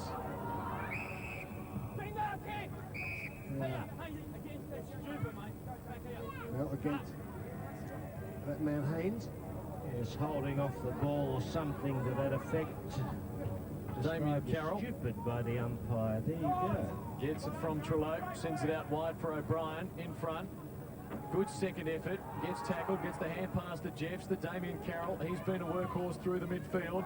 Kick out towards half forward and boundary line very close. Now Martin Stillman from the VFL has just handed us the times for next week. Werribee will play Springvale in the second semi-final on the Saturday, and on the Sunday will be Frankston against North Ballarat in the first semi. In the reserves, Werribee will play Frankston next Saturday, North Ballarat to play Springvale next Sunday. So Saturday, Werribee and Springvale in the second semi, and on Sunday, Frankston and North Ballarat in the first semi-final. So, of course, you can see both matches here on ABC TV. Here's have a big contingent from the city of Ballarat. Comes down to see the firsts and the seconds play on the Sunday, Clinton. So early start, Phil. Yes, it'll be a nice little trip down to the Big Smoke, though, for people from Ballarat. Get a look at what it's like in a place called Port Melbourne, which is very trendy. Might have been a time when you wouldn't have wanted to come to Port Melbourne, but now, Roscoe, it's one of the places to be, isn't it? Yes, they played here against Port Melbourne in a television match earlier in the year. You missed that, Clinton, I think, from memory. Yep. Nothing escapes me. Tim Scott Bradigan kicks up to half forward. Up goes Crow through the hands. Ship at his back turn. Good work by Sutherland to douse it. Been all right. Nice kick to drive. No one within 30 metres on him. And more. And in front, it's about 50 metres, so he makes up on the siren. He didn't get the kick away in time. The season is over for Sandringham. Springvale now have the double chance. And I reckon the timekeeper is a Springvale supporter as well, as he gives the siren a few extra hoots. There's the final score, 15-16, 106 to 5-8-38. Springvale the double chance. Kane Taylor's pretty happy about it all, as you would expect. He will be available for the final series after receiving a couple of matches suspension. So what a win. Very emphatic fashion for the Springvale side. There he is. He took the 2 weeks, actually, Kane Taylor. So he's pretty lucky. He took the 2 weeks and he's ready now, so that's great for him. Good performance by Springvale, Clinton. Wasn't a great game, really. I mean, let's be honest about it. We don't talk it up when it really wasn't so good. But they started well. The work had to be done in the first quarter, and it was done. They jumped out of the blocks. Clark went down in sensational fashion, dropped like John Nichols in the 1973 grand final. David Grant floored him. I don't think there was that much in it, but the tribunal can sort that one out. And they went on with the job and kicked 6 goals in that first quarter to 2 by Sandringham. And there you see them celebrating. They've been a power side. A power side, the Scorpions, over the journey. Won a premiership in 87 with Phil Malin, and then won another couple. Yep. Back-to-back, 95, 96.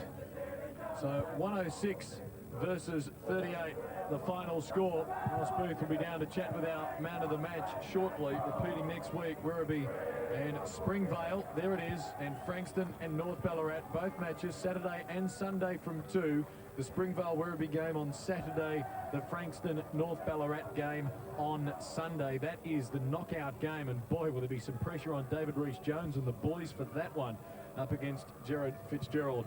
and the North Ballarat side. Now, I think Ross is standing by with our man of the match. If he's been able to find him there, was obviously going to come from the Springvale side of things because they had many good players today. Knight kicked 6 goals, Smith booted 4, while it was all singles down the page for Sandringham and their 5 goal scorers. Ross, down to you with the man of the match. Yes, that 6-goal man, Dennis Knight, is our man of the match. And firstly, Jared, is it DeVries? Yeah, Jared. DeVries, Sergeant Jared DeVries, Victoria Police, has the Vic Safe taken for you, Dennis. Dennis, congratulations on your efforts today and being best on the ground. That's on behalf of the Victoria Police and Vic Safe. Thanks a lot, Vic Safe, very much. And Stan Petty of Coffeeford has all something for you too. Congratulations, Dennis. A great convincing win today. On behalf of Coffeeford, here's the Coffeeford for Well, Dennis, well, what a magnificent quarter for you from you in that first term. 4 goals, purple patch, and a beautiful torpedo to boot. Yeah, lucky we went through, actually, or else I would have been off the ground. I think we've been pretty strict on team rules over the last month or so, and you broke it, did you? but hadn't it gone through, I would have been off. So, yeah, just one of those ones that come off the boot pretty well. That's fantastic. We'll come over here and we'll talk to a couple of boys who've got a moment. Let's have a talk. Here's Peter Nicholson and Andrew Ship. Stay there, Andrew, but over with you. Nico, good win? Yeah, look, if you give us that at the start of the game, we would have taken it very gladly. So it was good. Terrific win. Yeah, everyone was involved. I said that before the game, you know, that we just want everyone to contribute, and that's what they did. Terrific. Yeah. Well done, Peter. Now, there's a lot of talk about Andrew Ship. How are you handling all this pressure about clubs looking after you and contacting you? I'm just taking putting most of my concentration on the finals at the moment and just see what happens next year, Now, did you literally just walk into the Springvale Footy Club from, where's Gembrook or somewhere up in the hills, Olinda? I had a fair year last year, my home team, Gembrook, and I decided to make the step and go down and give it a go, yeah, and it's worked out. Peter's given me as much a chance as anyone, so yeah, it's been good. Play up back or up forward? I started in the forward line, but last week it was just the one soft getting chucked down the forward line and had a few lucky bounces and that. So yeah. Okay, well, and Andrew in a big game next week. Thanks, mate. Andrew Ship, they're one of the up-and-comers and a possible AFL draftee. Philip, you'd be very interested in that. Yes, thanks, Ross. He's not a bad player, is he, the young kid? No, he's a very good player. They got a lot of strong, hard-at-the-ball players, Springvale. They do really attack it hard, and he does too as a young player. He's terrific. But that, you know, the midfield, you see some of the highlights here. It's interesting. It's just an interesting setup for next week because we've seen this Springvale side do so well over the journey. They really are a modern power VFL side, Clinton. And it is really that midfield that's been their great strength. And well, 4 grand finals since 87. The runner-up in one in 87, one in 95, 96, runner-up in 1990. It's a great strike rate. Yeah, and it was interesting, Nicholson's tactics today. It was a good move forward back to Templeton. He's going to need 3 talls next week to cover Camilleri, Saunders and Aziz. So he'll probably, Sutherland, Ford, Capsalis. So that's going to be interesting. I think centre-half forward, I said before the game, maybe a bit flippantly, that centre-half forward wouldn't be Tony Pastore. They played him there, but he was off the ground. I don't think you could really expect Tony to be playing. He just got pinched there too. I don't think it was much of that. But I think you expect him to be playing centre-half forward in a big game against Werribee. I just, I think it's too much of an ask for him. So that's a big question mark. We'll see whether they go with that or not. I like Jeffrey because he goes hard at the ball. But, I know his pace is a bit of a problem in these conditions. And Trezise was good for them in the ruck with Clark too. But he wasn't he? Hasn't played too much this season. No, he had a go. And, the plan of Clark in the forward zone there was an interesting one, and I've talked about that before too, because with his fitness, you can't, he's 32 years of age, round about Knight there with 6 goals. That's a lot massive more discrepancy in those stats, isn't it? And look, they've got to get a good return, though. I just think sometimes the return from Springvale in their forward half's not as good as it should be, given the opportunities. And, when you play Werribee, boy, you must get a return because you're going to be chasing the football otherwise. But to get nearly 100 more possessions over a game, it's almost like they had an extra couple of players out there, which is remarkable. Sure. Now, Ross has both Carrolls down there, Damien and John. Ross. Yes, now, Phil's very right about your mother, Mrs. Carroll, and all the washing and all the injuries you've had. So had you come out of the game all right today, Damien? Yeah, got through all right. So it must have been Mum's home cooking during the week that got us up for the game. So I think she loves Phil. She really, I think they've got a close relationship. I think Dad's a bit worried about it. Yeah, I reckon he would be too. And John, 2 jumpers to watch because you had both had different jumpers today. Yeah, had the number 3 bit of blood on there, so had to change that one over. And likewise for Damon, but I was lucky enough to be able to swap it on the ground, whereas the umpires picked up Damon too. That was blood going everywhere. It was amazing, wasn't it? Now, what about your ankle? It seemed to come through okay? Yeah, I've got plenty of physio on it, and the doctor and the physios did a great job in getting it up for the game, so hopefully just get a little bit better for next week. So, good on you, Joey. And just quickly, you've got time. Jason Gabbers, I believe you wrote the words and the music for that springy song. That's right. Oh, very modest. Like it? We love it. Phil, you and you get to take along to the Writers' Festival. Jason Cabell. We get to sing it a few more times, eh? Yeah, good on you. Jason Cabell's one of our top 10 players in the VFL. Thanks, Ross. You're in trouble. Well, it's very hard to get a gig at the Writers' Festival. Believe me, I didn't get an invite, so I don't think Jason's got a chance. You are in trouble. Mrs. Carroll.